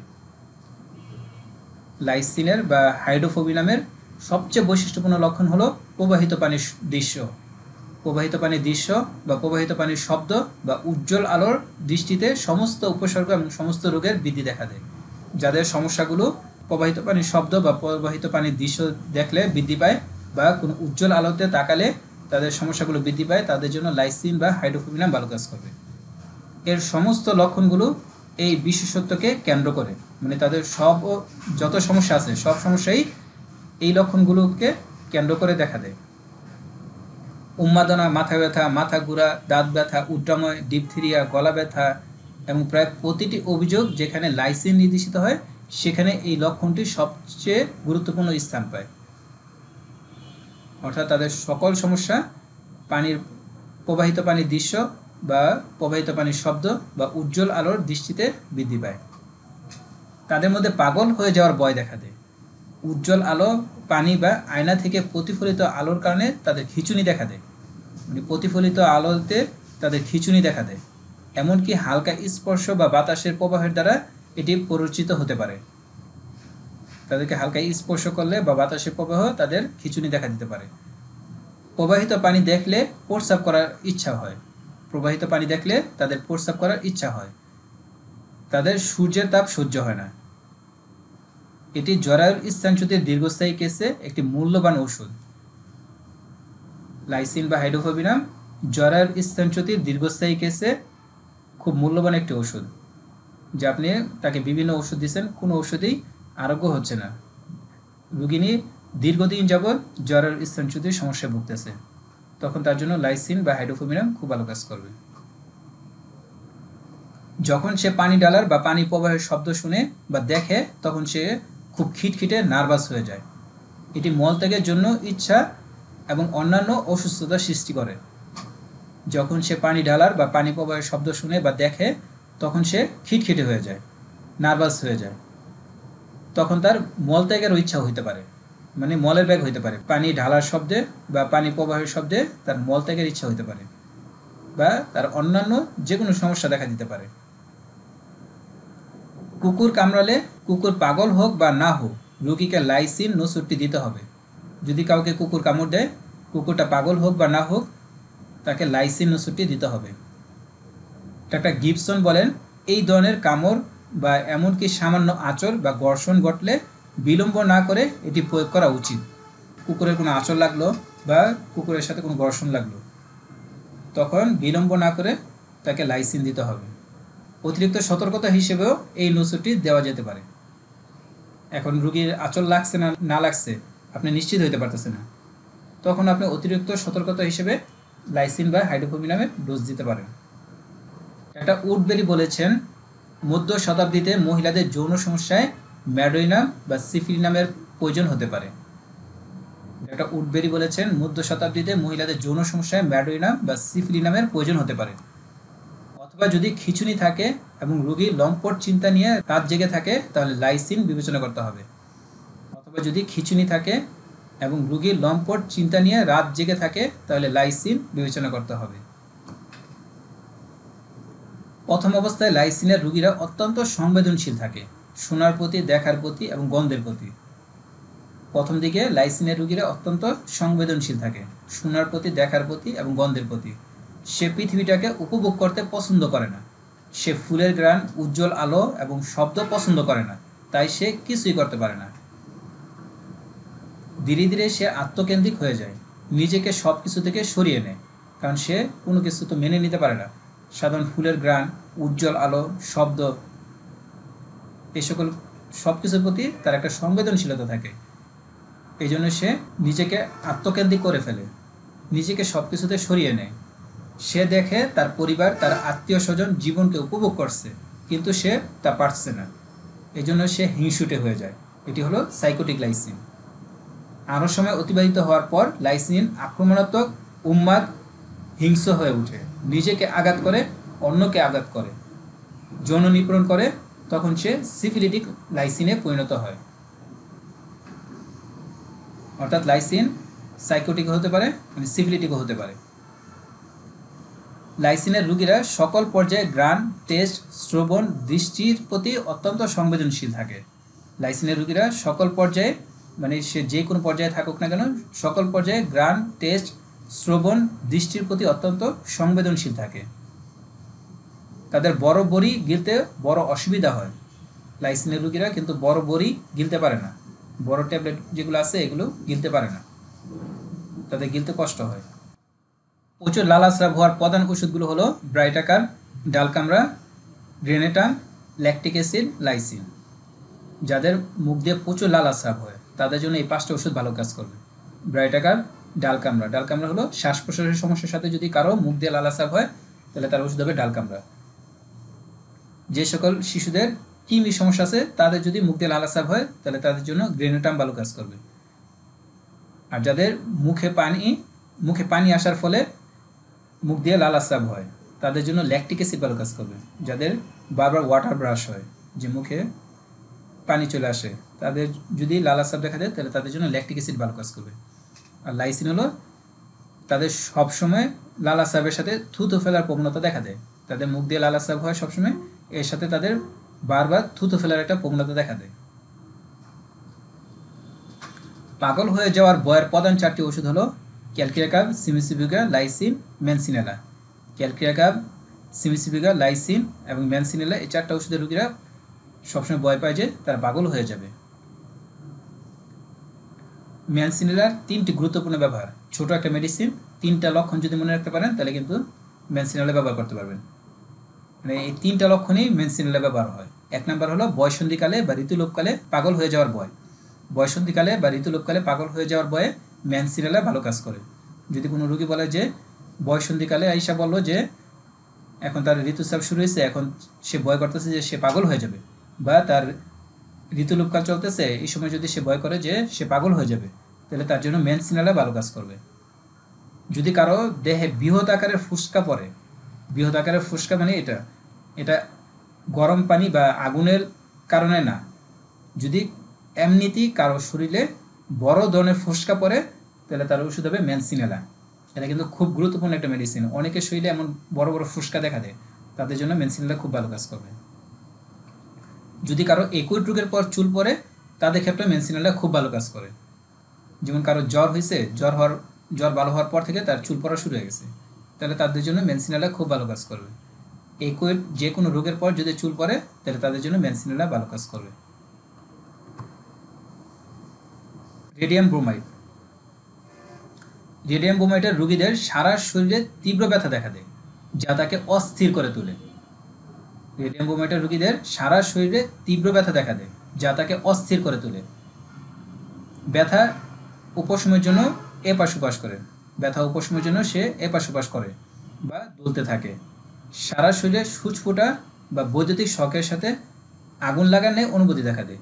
মানে তাদের সারা শরীরে সূচফোঁটা মানে সুই দিয়ে ফুটা হচ্ছে এমন অনুভূতি দেখা দেয়, বা বৈদ্যুতিক শকের সাথে আগুন লাগানোর অনুভূতি দেখা দেয়।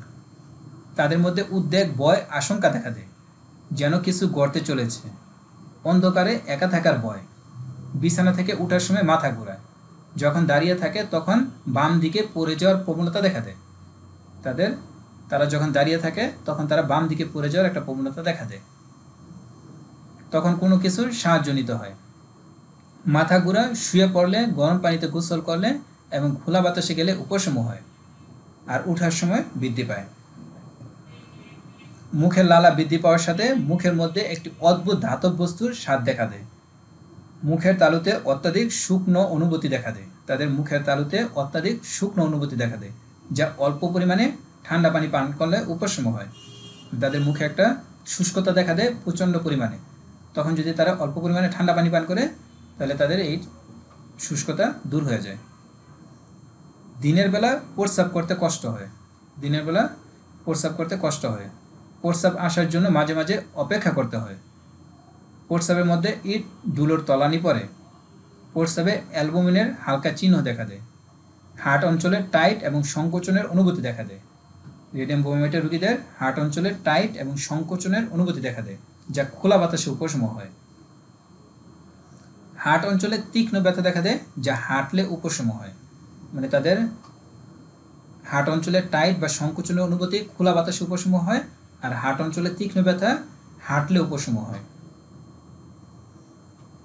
ঘুমের সময় বৈদ্যুতিক শকের মতো শক শরীরের মধ্যে দিয়ে যায়। ঘুমের সময় বৈদ্যুতিক শকের মতো শক শরীরের মধ্যে দিয়ে যায়। মানে কারেন্টের শর্ট খেলে যেমন একটা শক দেখা দেয়, এরকম ঘুমের সময় তাদের মধ্যে একটা শক দেখা দেয়। প্রস্রাব করার স্বপ্ন দেখে। কিছু হাস্যকর উপায়ে আত্মহত্যা করার স্বপ্ন দেখে। একা থাকার ভয়ে জাগ্রত হয়ে কাউকে কাছে পেতে চায়। তাদের স্বপ্নগুলো হয় প্রাণবন্ত, তাই জাগ্রত হওয়ার পর রোগীদের বুঝতে দীর্ঘ সময় লাগে যে দৃষ্টিভঙ্গি সত্য নয়। মানে তারা যে স্বপ্নটা দেখে এই স্বপ্নটা বাস্তব মনে হয়, এই জন্য সে ঘুম থেকে জাগ্রত হওয়ার পরও সে বুঝতে পারে না যে এটা কি স্বপ্ন নয় বাস্তব। একজন চাকরিজীবী যাকে 8 থেকে 10 ঘন্টা কম্পিউটারের সামনে কাজ করতে হয়, কিছুদিন পর তার দেহে অনেকগুলো আঁচিল দেখা দিল, যা সাইকোটিক মায়োজমের বহিঃপ্রকাশ। বর্তমানে কিন্তু অধিকাংশ চাকরিজীবীদেরকে 8 থেকে 10 ঘন্টা বা আরও বেশি সময় কম্পিউটারের সামনে কাজ করতে হয়। তাদের যদি শরীরে আঁচিল দেখা দেয় তাহলে বুঝতে হবে যে এটা সাইকোটিক মায়োজমের বহিঃপ্রকাশ। তাদের শরীরে অনেক ক্ষত দেখা দেয়, যা আরোগ্য হতে অনেক সময় লাগে। অনেক সময় দেখা যায় যে তাদের শরীরে অনেক ক্ষত দেখা দিচ্ছে, যেগুলো আরোগ্য হচ্ছে না। তাদের জন্য রেডিয়াম ব্রোমাইড ভালো কাজ করবে। রেডিয়াম ব্রোমাইডের গুরুত্বপূর্ণ 3টি লক্ষণ হলো: 1. জয়েন্টের সমস্যা। তাদের জয়েন্টের সমস্যা দেখা দেয়। জয়েন্টের সমস্যা প্রথম নড়াচড়ে বৃদ্ধি পায়, কিন্তু নড়াচড়া করতে থাকলে উপশম হয় এবং সমস্যা এক পাশ থেকে অন্য পাশে যায়। 2 নাম্বার, চর্মে আঁচিল, তিল, জন্মগত দাগ, ক্ষত ইত্যাদি দেখা দেয়। মানে তাদের চর্মে আঁচিল, তিল, জন্মগত দাগ বা ক্ষত এই ধরনের সমস্যা দেখা দেয়। 3 নাম্বার, প্রচণ্ড দুর্বলতা দেখা দেয়। যে কোনো কেসে এই 3টি লক্ষণ একসাথে দেখা দিলে রেডিয়াম ব্রোমাইড ভালো কাজ করবে। যদি কারো জয়েন্টের সমস্যা দেখা দেয়, চর্মে আঁচিল, তিল বা জন্মগত দাগ থাকে, আর এর সাথে যদি সে প্রচণ্ড দুর্বল হয়, দুর্বলতায় ভুগে, তাহলে যে কোনো সমস্যায় তার ওষুধ হবে রেডিয়াম ব্রোমাইড। সুতরাং আমাদেরকে মনে রাখতে হবে চর্মের সমস্যা, জয়েন্টের সমস্যা এবং দুর্বলতা এই 3টি হলো রেডিয়াম ব্রোমাইডের সবচেয়ে গুরুত্বপূর্ণ লক্ষণ। যে কোনো অনারোগ্য সোরিয়াসিসের সাথে জয়েন্টে ব্যথা থাকে যা গরম প্রয়োগে উপশম হয় এবং প্রথম নড়াচড়া বৃদ্ধি পায়, কিন্তু নড়াচড়া করতে থাকলে উপশম হয়, ও সোরিয়াসিস বা চর্মের ক্ষত গরম প্রয়োগে উপশম হয় এবং এর সাথে প্রচণ্ড দুর্বলতা দেখা দেয়, তাহলে রেডিয়াম ব্রোমাইড ভালো কাজ করবে। এমন অনেক পেশেন্ট আছে যারা সোরিয়াসিসের সমস্যা ভুগতেছে। সোরিয়াসিসের সাথে যদি তার জয়েন্টের সমস্যা থাকে আর এই জয়েন্টের ব্যথা যদি গরম প্রয়োগে উপশম হয় এবং প্রথম নড়াচড়া বৃদ্ধি পায়, নড়াচড়া করতে থাকলে উপশম হয় রাস্টক্সের মতো, এবং সোরিয়াসিস বা চর্মের ক্ষত গরম প্রয়োগে উপশম হয়, যেমন তার চুলকানি বা চর্মের যে সোরিয়াসিস যে সমস্যাটা আছে এই সমস্যাটা গরম প্রয়োগে উপশম হয়। এর সাথে যদি সে দুর্বলতায় ভোগে তাহলে তার একমাত্র ওষুধ হবে রেডিয়াম ব্রোমাইড। চেন, আর্সেনিকের পর রেডিয়াম ব্রোমাইড ভালো কাজ করে। চর্মরোগে আর্সেনিকের পর রেডিয়াম ব্রোমাইড ভালো কাজ করে। আচ্ছা, কেউ বলতে পারবেন যে আর্সেনিকের পর রেডিয়াম ব্রোমাইড কী জন্য ভালো কাজ করে, কোন লক্ষণটা মিল আছে?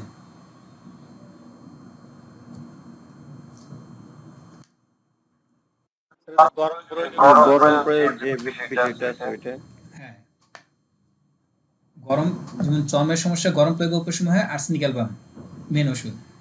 এই জন্য রেডিয়াম ব্রোমাইডও গরম প্রয়োগে চর্মের সমস্যা উপশম হয়।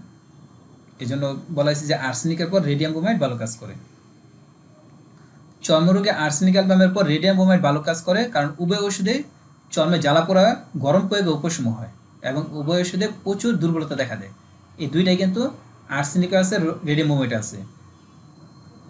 চর্মের জ্বালা পোড়া গরম প্রয়োগে উপশম হয় এবং উভয় ওষুধে প্রচুর দুর্বলতা দেখা দেয়।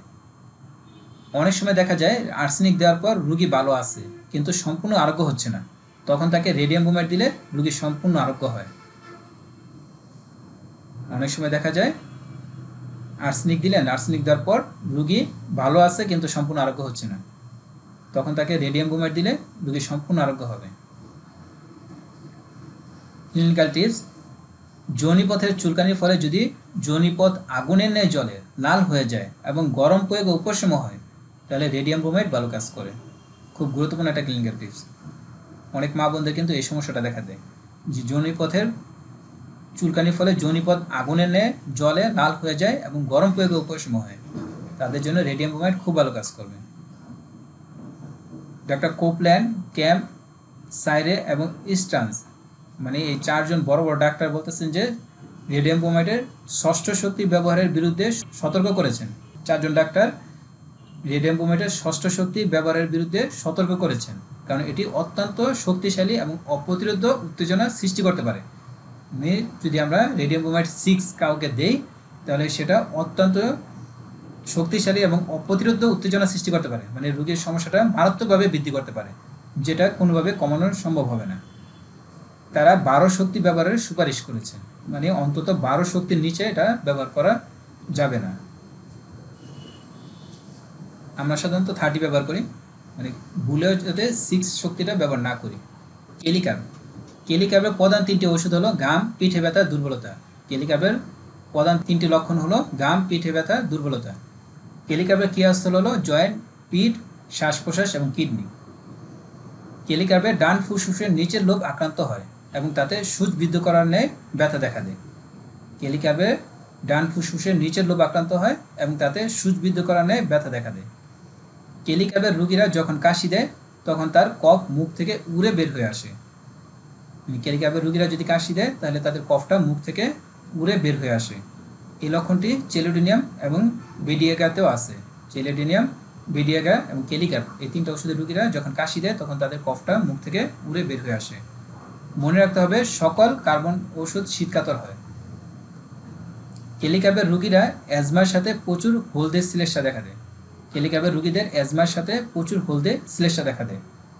রাত 2টা থেকে 4টা পর্যন্ত বৃদ্ধি দেখা দেয় এবং দৌড়লে অ্যাজমার সমস্যা উপশম হয়। রাত 2টা থেকে 4টা পর্যন্ত বৃদ্ধি দেখা দেয় এবং দৌড়লে অ্যাজমার সমস্যা উপশম হয়। যদি সামনে পেছনে দৌড়লে এজমা বা হাঁপানির সমস্যা উপশম হয় তাহলে তার ওষুধ হবে কেলিকাপ। কিডনির সমস্যার সাথে পিঠে ব্যথা, দুর্বলতা, বিশেষ করে চোখের পাতায় পানি জমলে কেলিকাপ ভালো কাজ করে। কিডনির সমস্যার সাথে পিঠে ব্যথা, দুর্বলতা, বিশেষ করে চোখের পাতায় পানি জমলে কেলিকাপ ভালো কাজ করে। কেলিকাপের পিঠের ব্যথা বিশ্রামে বাড়ে এবং নড়াচড়ায় কমে, যা ব্রাইনিয়ার বিপরীত। কেলিকাপের পিঠের ব্যথা বিশ্রামে বাড়ে এবং নড়াচড়ায় কমে, যা ব্রাইনিয়ার বিপরীত। এগুলো আগে আলোচনা হয়েছে, এই জন্য অল্প কথা বলে দিতেছি। স্পর্শে এবং চাপে বৃদ্ধি পায়। কেলিকাপের পিঠের ব্যথা স্পর্শে এবং চাপে বৃদ্ধি পায়। কেলিকাপ এবং ব্রাইনিয়া উভয় ওষুধ ডান পাশে ভালো কাজ করে। উভয়ের সুস্ফুটনে ব্যথা রয়েছে, কিন্তু এদের মধ্যে পার্থক্য হলো কেলিকাপের ব্যথা বিশ্রামে বৃদ্ধি পায় এবং নড়াচড়ায় উপশম হয়, আর ব্রাইনের ব্যথা বিশ্রামে উপশম হয় এবং নড়াচড়ায় বৃদ্ধি পায়। ডাক্তার কোপিকার কেলিকাপ সম্পর্কে ডাক্তার অ্যালেনকে উদ্ধৃত করে বলেন যে এটি বৃদ্ধ মোটা লোকদের সমস্যায় ভালো কাজ করে। যে সকল বৃদ্ধরা মোটা হয়ে যাচ্ছে তাদের যে কোনো সমস্যায় কেলিকাপ ভালো কাজ করে। এটা ভালোভাবে মনে রাখবেন যে যে সকল বৃদ্ধ লোকরা মোটা হয়ে যাচ্ছে বা মোটা হয়ে গেছে তাদের জন্য কেলিকাপ খুব ভালো কাজ করবে। মনে রাখতে হবে উপরের ঠোঁটে গাম হওয়া কেলিকাপ এবং ম্যাডোরিনামের একটি গুরুত্বপূর্ণ লক্ষণ। মনে রাখতে হবে উপরের ঠোঁটে গাম হওয়া কেলিকাপ এবং ম্যাডোরিনামের একটি গুরুত্বপূর্ণ লক্ষণ। সহানুভূতি দেখালে যদি রোগী কান্না করে তাহলে যে সকল ওষুধ ভালো কাজ করে। Kali carb, lycopodium, sepia, silicea. Kali carb, lycopodium, sepia, silicea এই 4টা ওষুধের রোগীদের সহানুভূতি দেখালে তারা কান্না করে। কেস ডাক্তার পি শঙ্করন বলেন, একবার আমার বাগ্নে হুপিং কাশিতে আক্রান্ত হয়। প্রতি রাতে 2 থেকে 3 ঘন্টা পর্যন্ত তার কাশি হয়। হুপিং কাশিটা প্রতি রাতে দেখা দেয়, প্রতি রাতে 2 থেকে 3 ঘন্টা সে কাশতে থাকে। আমি তার ওষুধ ঠিক করতে পারছিলাম না, তাই আমি 2 থেকে 3 দিন ধরে তাকে দেখছিলাম এবং তারপর লক্ষ্য করলাম যে তার কাশির আক্রমণ রাত 3টায় শুরু হয় এবং সকাল 6টা বা তারও বেশি সময় ধরে চলে। তিনি দেখলেন যে তার কাশিটা প্রতি রাত 3টায় শুরু হয় এবং 6টা পর্যন্ত এই কাশিটা চলতে থাকে। আমি পরের দিন সকালে তাকে তার অন্যান্য লক্ষণ অনুযায়ী কেলিকাপ দেওয়ার সিদ্ধান্ত নিই, কিন্তু আমি তাকে ওষুধটি দিতে ভুলে যাই। মানে দিনের বেলা যে তাকে ওষুধটা দিবে এটা ভুলে যায়। পরের দিন রাত 3টায় আবার কাশি শুরু হয়। কাশির প্রথম আক্রমণের পর আমি তাকে কেলিকাপ 30 ডোজ দিই। যদিও পরামর্শ দেওয়া হয় রোগের আক্রমণের সময় কোনো ওষুধ দেওয়া উচিত নয়। আমরা জানি যে যখন রোগের প্রবণতা মানে রোগটা খুব বেশি পর্যায়ে থাকে তখন সাধারণত ওষুধ না দেওয়া ভালো। যেমন জ্বর আসছে, জ্বরটা এখন খুব বেশি পরিমাণে আছে, তখন ওষুধটা না দিয়ে জ্বরটা যখন একটু কমে আসে তখন দেওয়া ভালো। উনি ওইটাই বলতেছেন যে রোগের আক্রমণের সময় কোনো ওষুধ দেওয়া উচিত নয়, কিন্তু তারপর উনি তার বাগনার কষ্ট দেখে কেলিকাপের ডোজটা দিয়ে দেন। সেই 1 ডোজ দেওয়ার পরে সেই রাতে বা পরের রাতে বা অন্য কোনো রাতে কাশির আর কোনো আক্রমণ দেখা দেয়নি।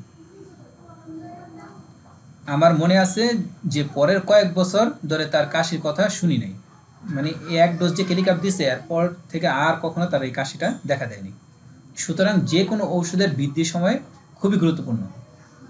তাই লক্ষণ নেওয়ার সময় আমাদেরকে অবশ্যই বা কেস নেওয়ার সময় অবশ্যই আমাদের খেয়াল রাখতে হবে যে তার রোগ লক্ষণটা কখন বাড়ে, কারণ এটা খুবই গুরুত্বপূর্ণ ওষুধের বৃদ্ধির সময়। আর্সেনিক অ্যালবামের রোগীদের রাত 1টায় এবং দুপুর 1টায় বৃদ্ধি দেখা দেয়। আমরা এটা সবাই জানি যে আর্সেনিকের রোগীদের রাত 1টায় এবং দুপুর 1টায় বৃদ্ধি দেখা দেয়। অনেক জায়গায় 12টা লেখা আছে, রাত 12টায় এবং দুপুর 12টায় বৃদ্ধি দেখা দেয়। থুজার রোগীদের ভোর 3টায় এবং দুপুর 3টায় বৃদ্ধি দেখা দেয়। থুজার রোগীদের ভোর 3টায় এবং দুপুর 3টায় বৃদ্ধি দেখা দেয়। চেলিডোনিয়াম এবং লাইকোপোডিয়ামের রোগীদের ভোর 4টায় এবং বিকেল 4টায় বৃদ্ধি দেখা দেয়। চায়নার রোগীদের ভোর 5টায় এবং বিকেল 5টায় বৃদ্ধি দেখা দেয়। চায়নার রোগীদের ভোর 5টায় এবং বিকেল 5টায় বৃদ্ধি দেখা দেয়। নাক্স ভূমিকার রোগীদের সকাল 6টায় এবং সন্ধ্যা 6টায় বৃদ্ধি দেখা দেয়। নাক্স ভূমিকার রোগীদের সকাল 6টায় এবং সন্ধ্যা 6টায় বৃদ্ধি দেখা দেয়। সিপিআর রোগীদের সকাল 7টায় এবং সন্ধ্যা 7টায় বৃদ্ধি দেখা দেয়। সিপিআর রোগীদের সকাল 7টায় এবং সন্ধ্যা 7টায় বৃদ্ধি দেখা দেয়। আরও কিছু বৃদ্ধির সময় রাত 2টা থেকে 4টা পর্যন্ত বৃদ্ধি দেখা দেয় কেলিকাপ। রাত 2টা থেকে 4টা পর্যন্ত বৃদ্ধি দেখা দেয় কেলিকাপ। এই কেসটাতে দেখা গেছে কিন্তু রাত 3টা থেকে 6টায়। এটাও ক্লিনিক্যাল একটা সময়, রাত 2টা থেকে 4টা পর্যন্ত বৃদ্ধি। রাত 3টায় মল ত্যাগের জন্য জাগ্রত হয় থুজার রোগীরা রাত 3টায় মল ত্যাগের জন্য জাগ্রত হয়। রাত 3টা থেকে 4টা পর্যন্ত বৃদ্ধি দেখা দেয় ম্যাড্রোইলাম। ভোর 4টায় মল ত্যাগের জন্য জাগ্রত হয় নাক্স ভূমিকা। থুজার রোগীরা 3টার দিকে মল ত্যাগের জন্য জাগ্রত হয়, আর ভোর 4টায় মল ত্যাগের জন্য জাগ্রত হয় নাক্স ভূমিকা। ভোর 4টায় বৃদ্ধি দেখা দেয় সালফার। ভোর 4টা থেকে 5টা পর্যন্ত হাঁপানির সমস্যা দেখা দেয় ন্যাট্টাম সাল। যদি কারো হাঁপানির সমস্যা ভোর 4টা থেকে 5টা পর্যন্ত বৃদ্ধি পায় তাহলে তার ওষুধ হবে ন্যাট্টাম সাল। সকাল 10টায় বৃদ্ধি দেখা দেয় জেলসিমিয়াম এবং ন্যাট্টামিউ। জেলসিমিয়াম এবং ন্যাট্টামিউর রোগীদের সকাল 10টায় বৃদ্ধি দেখা দেয়। সকাল 11টা থেকে 12টায় ক্ষুধা অনুভব করে এবং লক্ষণ বৃদ্ধি পায় সালফার এবং জিঙ্কামেট। সালফার এবং জিঙ্কামেটের রোগীরা সকাল 11টা থেকে 12টায় ক্ষুধা অনুভব করে এবং তাদের সমস্যা বৃদ্ধি পায়। দুপুর 12টা থেকে 2টা পর্যন্ত এবং রাত 12টা থেকে 2টা পর্যন্ত বৃদ্ধি দেখা দেয় আর্সেনিক অ্যালবাম। দুপুর 3টায় বৃদ্ধি দেখা দেয় বেলাডোনা এবং অ্যাপিস। বেলাডোনা এবং অ্যাপিসের রোগীদের সমস্যা দুপুর 3টায় বৃদ্ধি পায়। বিকেল 4টা থেকে 8টা পর্যন্ত বৃদ্ধি দেখা দেয় লাইকোপোডিয়াম এবং হেলিবোরাস। লাইকোপোডিয়াম এবং হেলিবোরাসের রোগীদের বিকেল 4টা থেকে রাত 8টা পর্যন্ত বৃদ্ধি দেখা দেয়। বিকেল 4টা থেকে রাত 9টা পর্যন্ত বৃদ্ধি দেখা দেয় কোলোসিন এবং ম্যাকফোস।